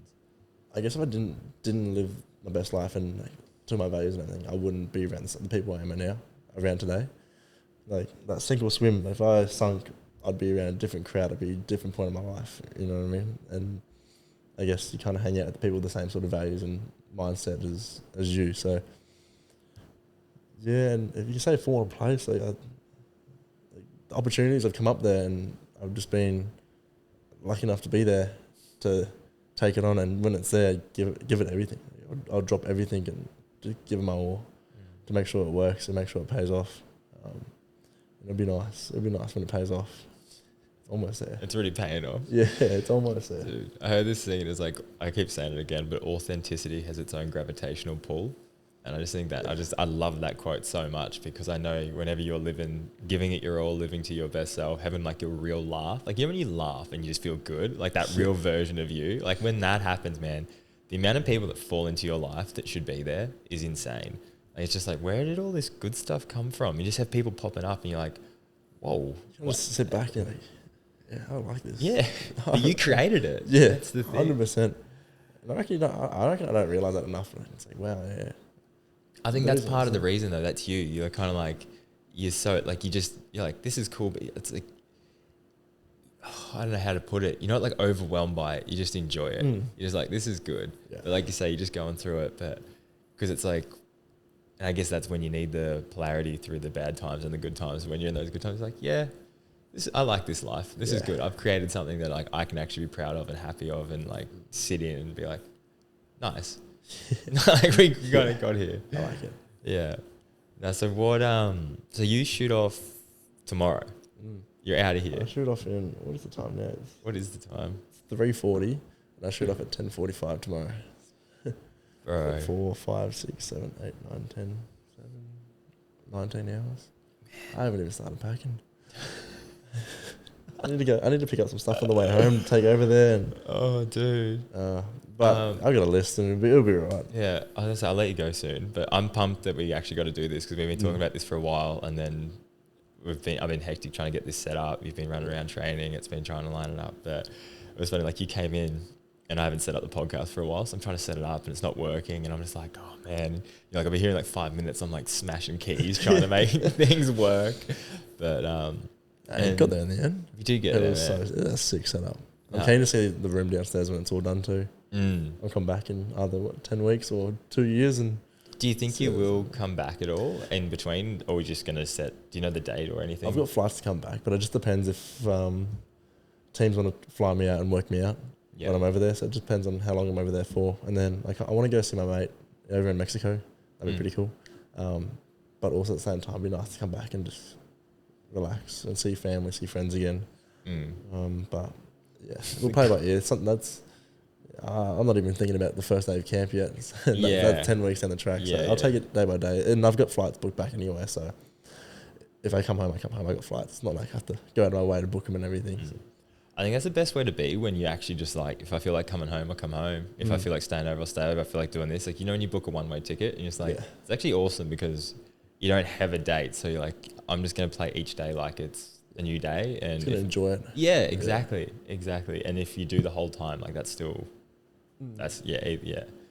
dude, I'm excited for you. I think this is going to be epic, especially seeing like the journey of like where you've come from an injury, overcoming it, building even stronger, and then going back to chase it. I think the whole like what doesn't kill you makes you stronger is such a real thing, but it's just how you get through that point of, you know, when we said like, why me, what's the point? Yeah, because that's the hurdle. That's the bit that I think so many athletes go through, and it can actually destroy them. Like they'll go into a deep dark hole. But it's like you say, like what comes after that and how much you can build. There's always light at the end of the tunnel. Whether you can't see it or not, like there'll always be light there. That's the exciting part. Do you do any visualization of like seeing heaps, yourself? Heaps, especially when we're over in training. I remember when we were playing footy before every game. Like it was optional to do it, but I believe in that stuff. You visualize it because if you have a vision, then it's like manifesting. You know what I mean? If you just believe in something and you work hard for it, I reckon it will work. And I mean, if you're visualizing something, it's not out of your reach. I always sit here and my wall screen, my wallpaper is it's a vision board. And I've had it for over a year now. And if you think about it, like, I was thinking of making a vision board for like, at home or to have with me over there, but you think about how many times you tap your phone, how many times you see it, and subconsciously you're always looking at it. So the first thing I see before I look at the time is NFL. And around it has all these little other things that add up and that I want to do and whatnot. But yeah, and I made it last year and just reinforcing it. Hey, just seeing it all the time, forcing myself to look at it. I'm always looking at it. I think that's probably one of the best decisions I've done. Just seeing it every day. Yeah, it's like you say. How much emotion do you pull out of when you like feel and see? Can you be in those moments when you can almost like see yourself in America? You can see yourself in the Ford. You can like you're pulling into training. Do you see that and can you feel that? Oh, don't worry. The walk-ins when you come out of your nice car and you're walking into the game and you can hear the crowd screaming and you're just walking into the change rooms, you're getting changed. You walk out of the stadium, walking into the corner tunnel, everyone cheering. You put your headphones in. You're in the zone. And you've worked hard for this moment. This is what you do. This is your job. You're here for a reason. And you go back in, you put your boots on, they call everyone out, and they go, all right, number, blah, blah, blah, Patrick Murtagh. You're running out, and, this is everything. And you're looking around as you're running out, and you see everyone just like, cheering and whatnot. So when you line up in your first scrimmage, do you run your route, you catch your first pass, all that sort of stuff. It is so clear to me. I can see it so clearly. You can feel it as well, hey? Oh, 100%. And it gets to the point where like there's emotion in it too, where I can just like, I'll sit down and I'll be in there and I'll just like, a little cheer. I'm like, what are you cheering about? Oh, I just scored a touchdown. Where? Well, visualising a year down the track. Yeah, I believe in that stuff. It's so powerful, man. Like people don't understand how much like discipline and drive you can get out of being, because it's like you feel it. Like I know what that feeling feels like because I've created that in my body. You do heaps as well from when you were competing, would you? Dude, so much, but I wouldn't visualize like sometimes when I was at a race, I'd visualize the track and where to go. Yep. But when I was at home, like 3 months before, I would literally be driving in my car and I'd visualize myself coming through the finish line and all the crowd and the flares and the people and you're getting interviewed by Red Bull and all this stuff. I'd be crying, man. I'd be in the car driving, just crying because I'd be like, I feel what that is like. And then it's always, the funniest thing was I actually did get a podium in 2015. And I felt less emotion in the real thing than I did in the visualization. Yeah, right. I didn't cry. I was like, this is cool. And I felt good. But when I was at home in my car driving, man, I was like bawling my eyes out. Like, I want that. I want that. And I talked about it with someone and they're like, do you reckon it's because you already had felt it? I was about to say, is because you've already lived that moment. Like you've already visualized it, you've lived it, and you get up there and you're like, yeah, I belong here. Like I've visualized I've this done moment. it, yeah. I've visualized this moment, this very moment. So, yeah. But how crazy is that concept of you're taking a bit of the real thing away, but that thing you're taking away is the fuel to create that thing. But the thing won't be as good as the fuel to create it. It's such a trip out, man, to think that. And I have had obviously times when I did do really well in the real thing, and I was like, oh man, you kind of you do take a moment and go, okay, we're doing this. Like this is real. We're here now. Yeah. This is what's up. It's good to take a big breath in those moments, hey? Oh, yeah. Just the gratitude and like that appreciate a moment in a moment. Do you feel like when you do that, and in the moment, you take a big breath, like everything just slows down for half a second? You're like, whoa. You can look around and you're like, yeah, this is sick. Dude, I'm so excited for you. I think it's going to be epic. I think it's going to be such a learning curve as well. And would you, just say all things go well, like, you're over there now, did you see that full lifestyle change, or just like you're living in America, you live in that life and just come back here and this is like a holiday spot now? Yeah. You've got your apartment on the water, you come back for surf, hang out with the boys, go to the pav,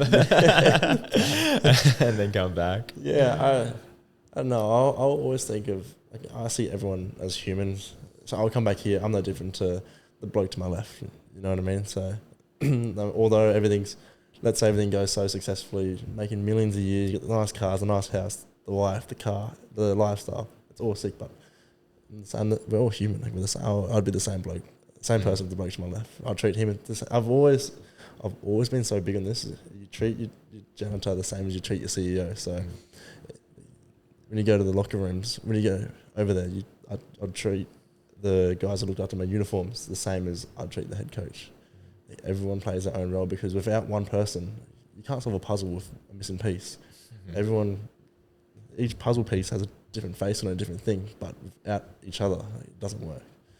And I've been a big believer in that. You Treat everyone the same. treat everyone the same, yeah. No, that's big. So yeah, come back here and it'd be nice. It'd be nice to look after the boys and everything. But I'll just be the same old bloke, just living in America. You got to come back. You got to come back for this. Yeah, 100%. Probably with a good job. Yeah, Just come back for a holiday house here. Just buy one, go back to America. Nah, that's gonna be sick. What are you gonna say when you come back? Oh, I just got to play some hedges. You know that big one? Yeah, that's fine. Yeah. Oh, that'd be that. Yeah, that's a moment where you can go, yeah, I made it. Yeah. Could be a real thing, man. How's your love life going at the moment? How is that all been, like, about to go away as well, and then going over into that? Was it kind of like you didn't want to get anything serious or anything because you're like about to boost? And because that's always hard, the tricky traveling thing, trying to maintain relationships and see people and be like, well, there's got an end date on this because I got to go to X or wherever it is. Yeah. Is that a tricky thing to balance? I guess I've always been a big believer in that. I want to be able to. I've gone from sport to sport to sport. And I've never really had something where it's just been there for a while. And since coming back, I've been so set on, I need to get the job. I need to get this job, because it's not going to be there next year. And when I get that job, I can get mum a house, and then I can relax. So once mum's got the house, once I've got the job and a few years under me, I can sort myself out, get myself on track. Because if I'm going to date someone, I want to bring someone into a life where I can help them and give them 100%. I don't want to be able to give them 70% one day and then 30% to my job, or 30% to them and then 70% to my job. It's got to be 100% everywhere. And obviously the right person would be like supportive and understanding of it all and everything. But I've just been so fixed on that, and like I just want to make sure that I get myself on track, my family on track first, and then I'll open myself up for what there is. But I've just been pretty lucky. People around me, they've been really respectful and understanding of that, my beliefs and where I want to be. And as tough as it may be for whoever it may be, like, they've been respectful and understanding, and like, I am thankful for that. It's such a, like, people don't, I think, realize how selfish you kind of have to be in a way when being an athlete. And it's not even selfish, because like, you want a house for your mum, you want to do this for you want to do this for the people around you, but that also means it's like, if someone else in a relationship or loving sense wants to come in your life, like, no, I got to grind right now. 100%. I got my goal, I got my focus. And you can come in on this level, but yeah, and they always wanted to and they always want to come in and they want to help and provide as well and be there for you as well. But I guess for me personally, I don't know if it's different for you, but I just wanted to, I've just come back and for the first time ever, I've just been so strict to it and just saying like, all right, this is what I need to do, because I know that how often does a guy from Australia get a chance to play in the NFL? It is so rare, and I know I can't just throw this out the window, and I want to be there 100% of the time, mentally, physically. But yeah, no. The girl thing, man, it's such a tricky thing. Like, I wonder how many, and again, it's like, it's no one's fault, but like we always joke around like motocross, there's all these monster girls that go to the races and they always date the athletes and the riders, and then you see the results pan off and it doesn't go well. But it's because it's, oh man, it's this weird thing when you do have a really strong connection and you're over somewhere and you're competing, and like it's just back of your mind. Like if you love someone, they're always in the back of your mind. Yeah, and as good as that feeling is, in a time when you're on a field or on a track or racing, like it's almost, you want to be almost robotical. It's like, I got a job I got to do, and missing the person that I cuddled back home and want to hug or whatever is in the back of your mind. It just yeah, it takes away from it in a certain way. Yeah, and it's tough. You have to be selfish. But at what point, at what risk is it you're going to be selfish?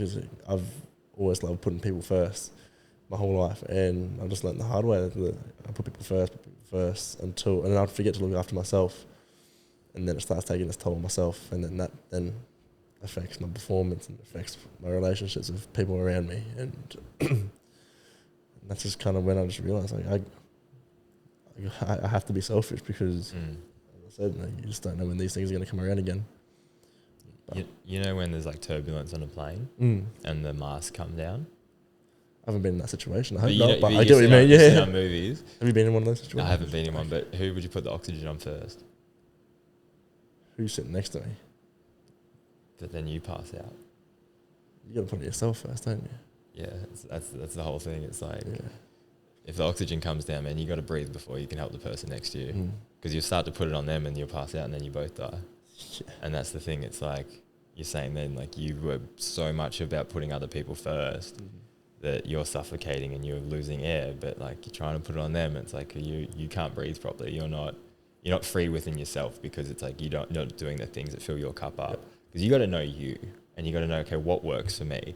And you got to have like your non-negotiables where you're like, I need to train, I need to eat good, I need to see these people, I need to swim, like whatever it may be. I need to pat a dog, or I need to have a dog, like whatever it may be. Like, you know your triggers and your things that lift you up. So if you cut those out and then start putting energy, it's like, man, you almost, like, you know when you like use someone else like a person almost as a drug, it's like you don't feel fulfilled in yourself. You're not doing the things that lift you up. You're changing as a person, and then you see like your girlfriend or a girl you're seeing, and they're like, dopamine hit, I feel good, I feel loved, I feel cared for, but you're not actually doing any of those things yourself. You're just using this other person who, no matter, like they could just be this light that shines. You're like, oh, I feel good now.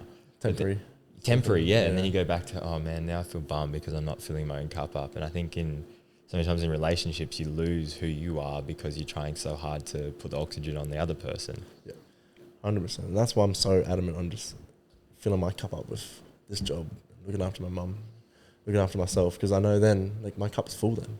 I'm not worrying. I'm not as stressed out about mum. Like, oh, is she all right with paying rent and all that? Like, she's got a house. She's okay. And I've got such a good driving factor, dude. I got a great job, and that's going to provide for myself, my mum, my sister, and my family down the track as well. So I know that my cup's going to be full, and I can open myself up. And yeah, it's just, like, you have such a good purpose behind it. Hey, like, I know when you be thinking about training, like providing for your mum and your sister, like that's such a, like, dude, that is some gasoline, man. Like that is some fire. You're like, fuck yeah, I'm going to get a house, man. Like, no 100%. Shit, why not? Like, just imagine that feeling, right? You come back, well, not even come back. Like, if I end up staying over there, and then you work around the scenes, you call up some mates, like, hey, I want to buy this place. Just keep on the low. Buy this place, and I go, hey, mum, just go to the mailbox. There's a key there. Can you go to this apartment, check it out for me? Oh yeah, this looks so nice. Like, I'd love this. Would you live here? She goes, yeah. I'm like, sweet. This is your house, fully furnished. You can stay there tonight. Like, that would be the best thing. Bro, can I make you a deal? When you do that, can I film it? Yeah. We'll get all the boys. We'll get all the boys. I'll be some hidden location with like a lens, and because you should almost have like, how would you do it? Would you almost have like people inside waiting, or would you just be like real chill? I'd kind of. It depends on where it is. I love this like talking. Yeah. It's so good because it's gonna happen. It will. It's yeah. gonna happen. And it's. I reckon I'd put it in an apartment because it'll be safe for her. Obviously, I'd want to buy a house for land and everything, but I'd put it in an apartment for safety. And how I'd do it, I was like, oh, there'll be a few people there, and she probably wouldn't know most of these people. But like say you, Locke, and all them boys, like you'd be in there filming because there'll be a film crew in there just trying to put on market on realestate.com, blah blah. Yeah. So just have a look around for me, see what you think. Do you like it or not? And then she'll look around, and then this is your place. Bang. Oof, cameras. Bang. Man, that's so cool. Like you say, just even thinking about it, like that feeling you start creating. Yeah, you start creating. So happy. Yeah. And it's gonna be. Yeah, that's what. It was awesome when I went over to Detroit. I was like, sweet mum, like, you can work 3 months on, 3 months off, 3 months on, 3 months off, and I'll look after you. You'll be right. Like, you get to live the life you deserve, and like, you've been through hell and back. Like, go enjoy yourself. This is what you deserve, and that was awesome. And I've told a few people this, and obviously being told like, you got to go back home, like you can't be on the team anymore because of your injury, blah blah blah. Like, I guess it was just so, I couldn't believe it. So I was like, oh yeah, sweet, I'll see you tomorrow. I hung up the phone and said, yeah, I'll see you tomorrow. And I think it hit me that next day when they were like, nah, like, your locker's gone, like, you're going home. And the hardest thing was FaceTiming mum, like 5 days later saying, hey, like, can you pick me up from the airport in 2 days' time?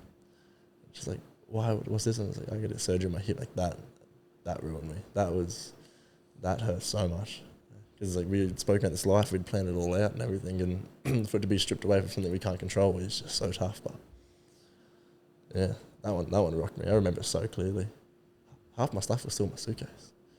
I took 2 suitcases over, and one of them still was still zipped up. I hadn't unpacked it.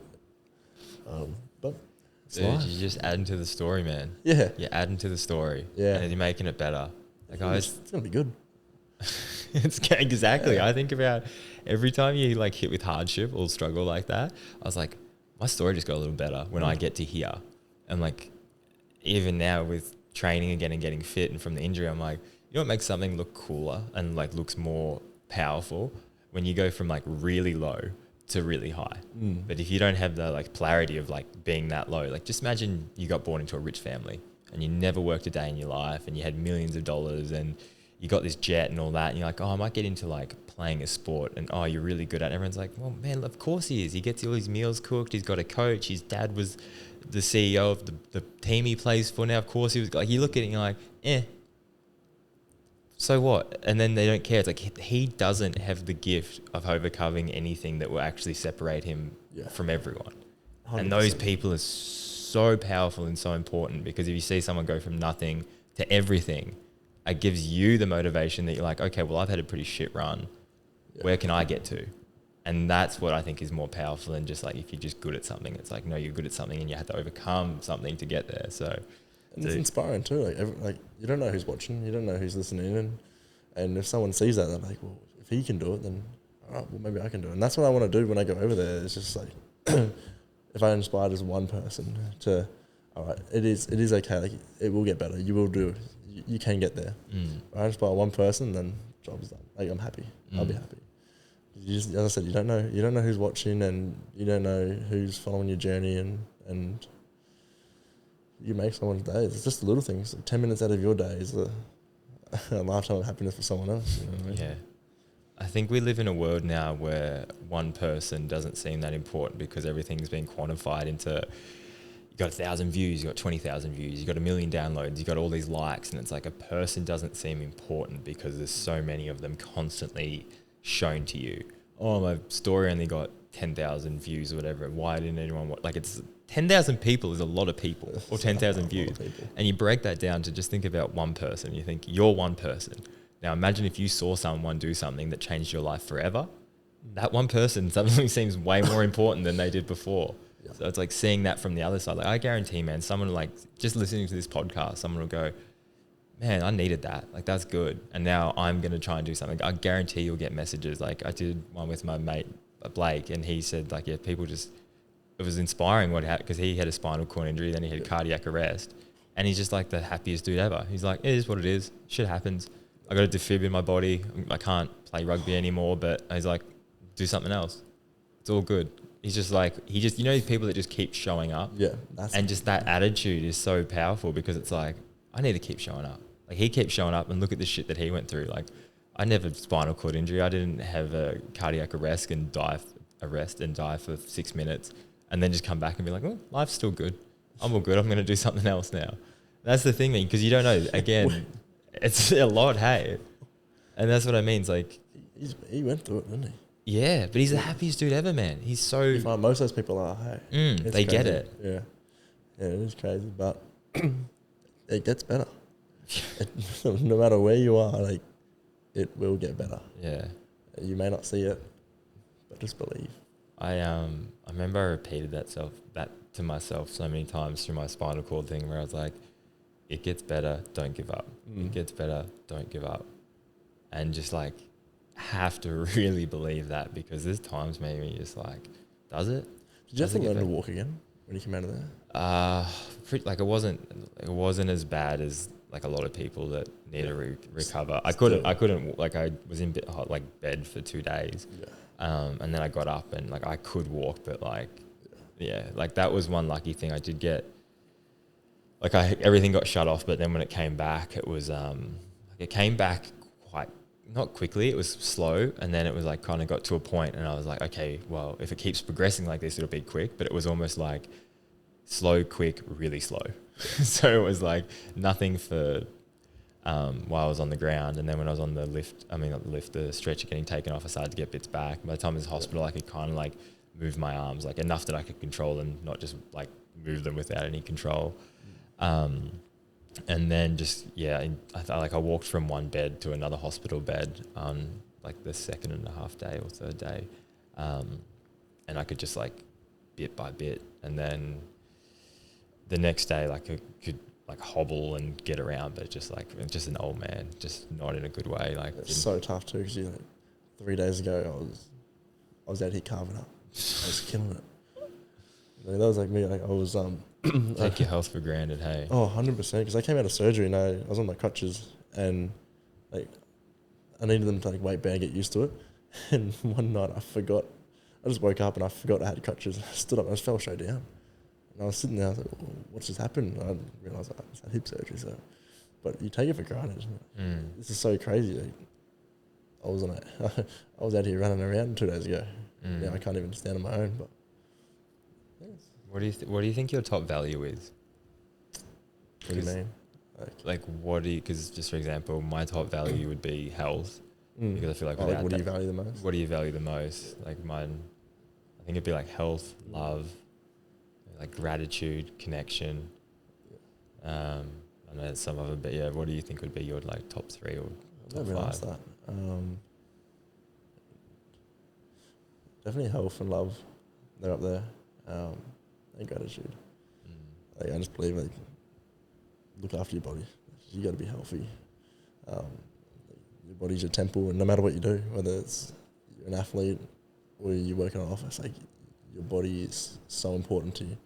And then like gratitude, just be grateful for. Like, I got on my wallpaper, I got gratitude on there as well. You just gotta be grateful for where you are and how far you've come as well. And just don't take things for granted. Like, you're doing amazing. And then love, like just love yourself. Don't be so hard on yourself. Like, I mean, we're all so hard on ourselves. Like, everyone is always going to be hard on themselves because we're always striving to be better and whatnot. But love yourself, love those around you. It's free to smile, you know. And I've always thought that like, you walk around the shopping centres or something and you say hello to someone, or like you see people not smiling. It's free to smile, you know. I mean, change your life, man. Like smiling all the time will open up so many doors you would never know were there. 100%, and it just like makes you more approachable. I get told all the time, like, oh, you look like the scariest bloke walking around, and you're 6'7", 120 kilos. I'm like, yeah, well, I'm a nice bloke, I hope. Yeah. And it's a lot. The smiling, and it can change someone's day as well around you. I'm like, oh, nice. So I reckon those would be my top 3. It's super important, hey, just like those little things.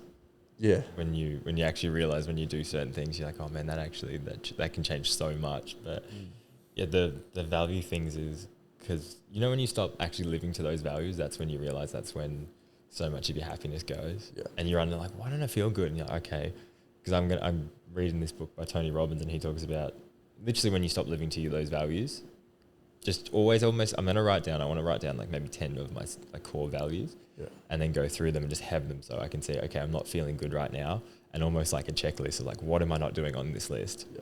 And you go down, you're like, okay, I'm not doing this. I'm not giving myself this kind of self-love, because I think you almost want self-love in silence.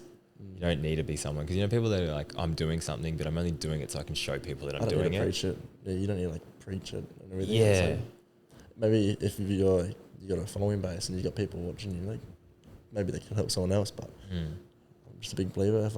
I heard this thing, and it's like if you're gonna do it, you have to do it all the time. Like you know, some people just do it to be seen. It's like you can be a good person and no one needs to see it.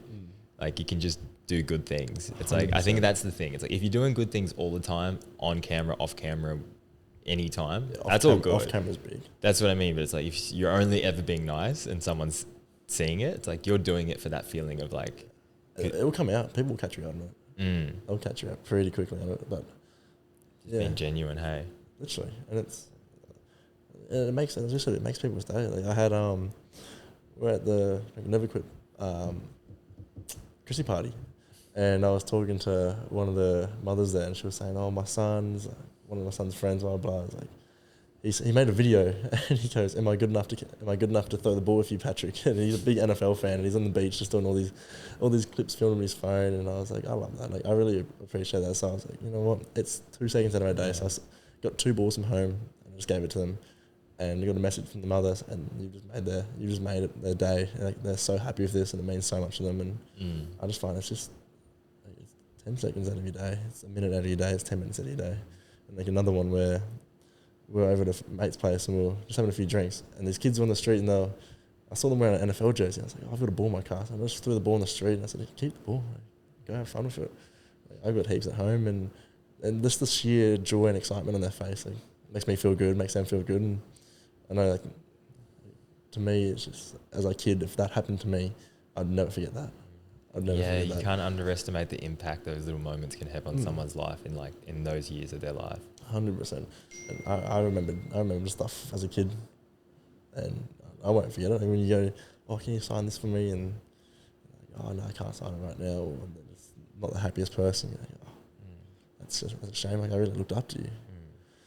So yeah, a minute can change. Like 30 seconds can really change someone's life. You don't understand it can be super impactful on someone, especially in those years. Like before we did the pod, I met up with a kid and his dad, and we chatted about stuff, and I was kind of rushing because I wanted to do this and that. And it's funny that... Is that one off the wine? Yeah. A bottle of wine. It's really cool. But it's funny how you put these things in your mind of like, oh, I can't do that because of this. And you can... It's like, it's such a small little... And it was lovely. Like, it was awesome. I really enjoyed it. But it's like we trick ourselves sometimes to be like, oh, I'm too busy for that. Like, man, that fills your cup up. That's going to make you show up better for everything else. And that's the thing. It comes like, what are your values? Connection. Okay, it's connecting with someone new. Inspiring. I'd say inspiring would be a massive one for me as well. It's like doing those things that you're like, okay, I can just do that. And again, that's just one kid, one life. But that's so important. When it's like face to face looking, you're like, oh, man, my words, what I'm saying, how I'm expressing myself, what I'm doing, that could help you, man. Like, that's awesome. Yeah. If you get pumped, you're like, oh, man, just for me being me, authentically me, and saying and sharing good things can make someone else's life way better. You're like, yep, sign me up for that. Let's keep going with that. It makes you feel good too. Yeah, everyone wins, man. It's a net positive. Yeah. It's a win-win all around. Yeah. So I'm saying, like, smile. Ooh. I'll let you go soon because we've been chatting for... How long do you reckon we've been chatting for? You checked. I checked, whoopsies. I won't say you far away. Hour 40. Yeah. Yeah.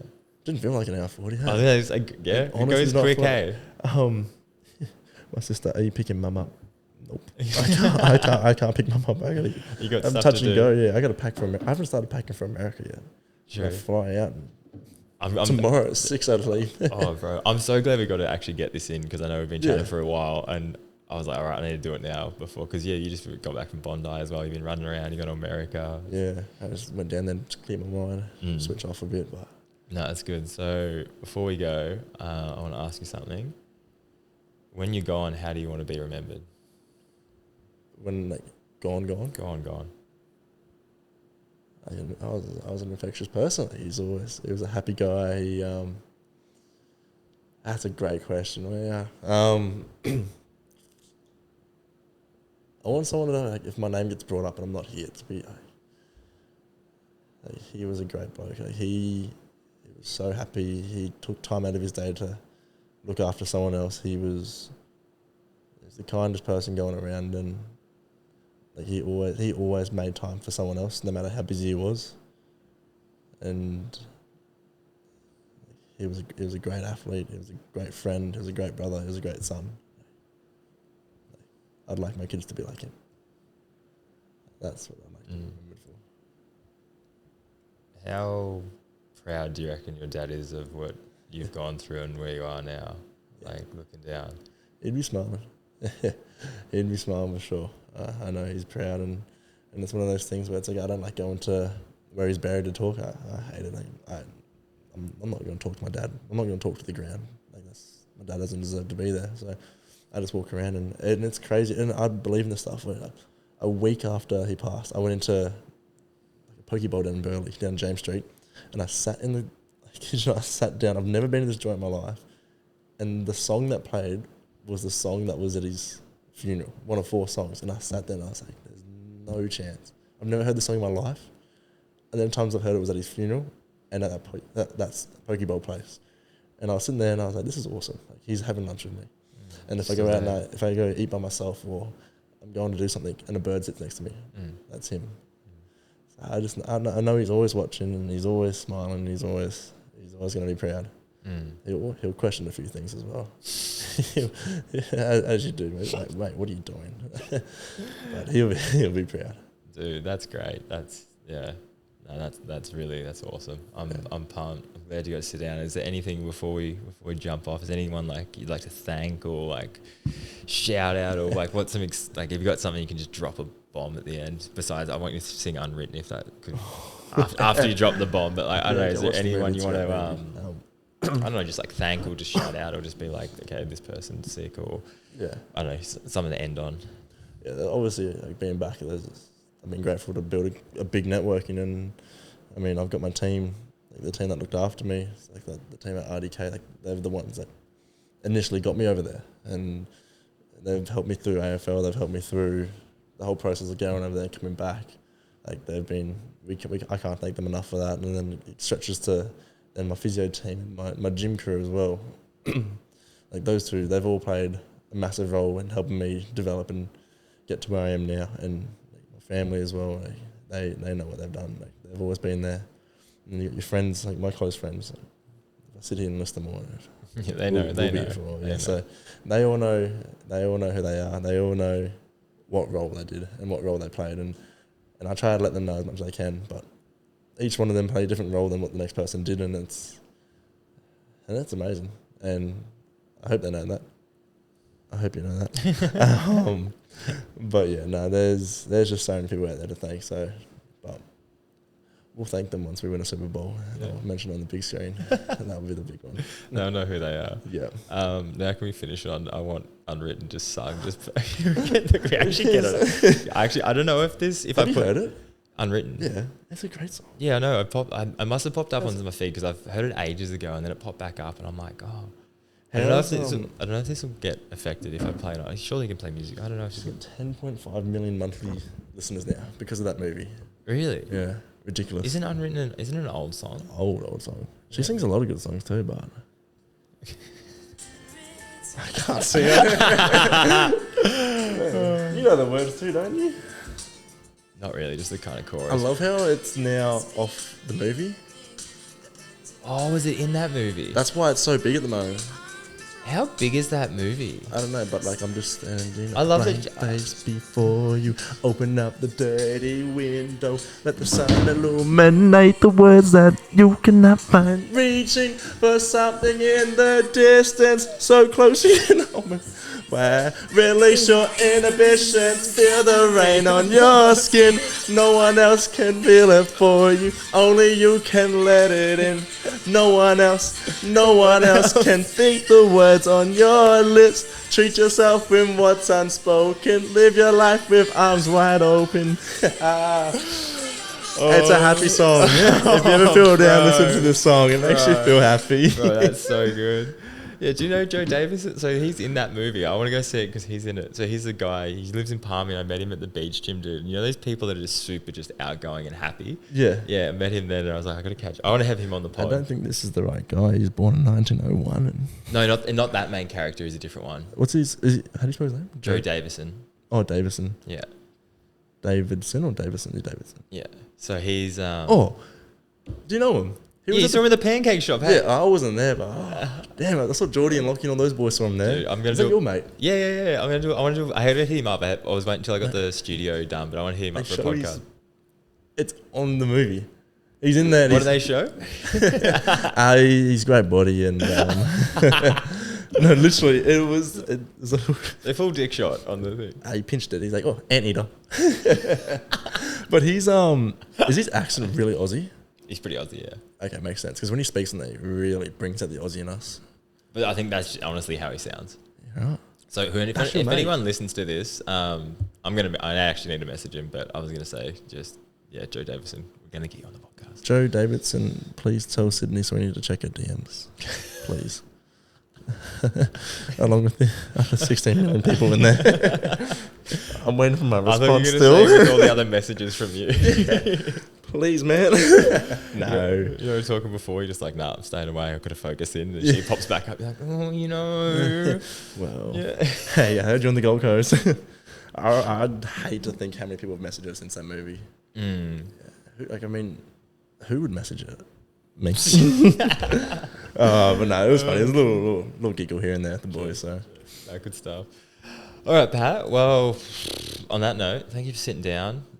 Always love when they go quicker than you actually think. Yeah, and if you need me to sing again, let me know. Oh, mate, we'll do it. We'll do an encore for this for sure. The voice. We have this, next time you're in, we'll have the studio. We'll have the whole thing. You'll be in the Super Bowl.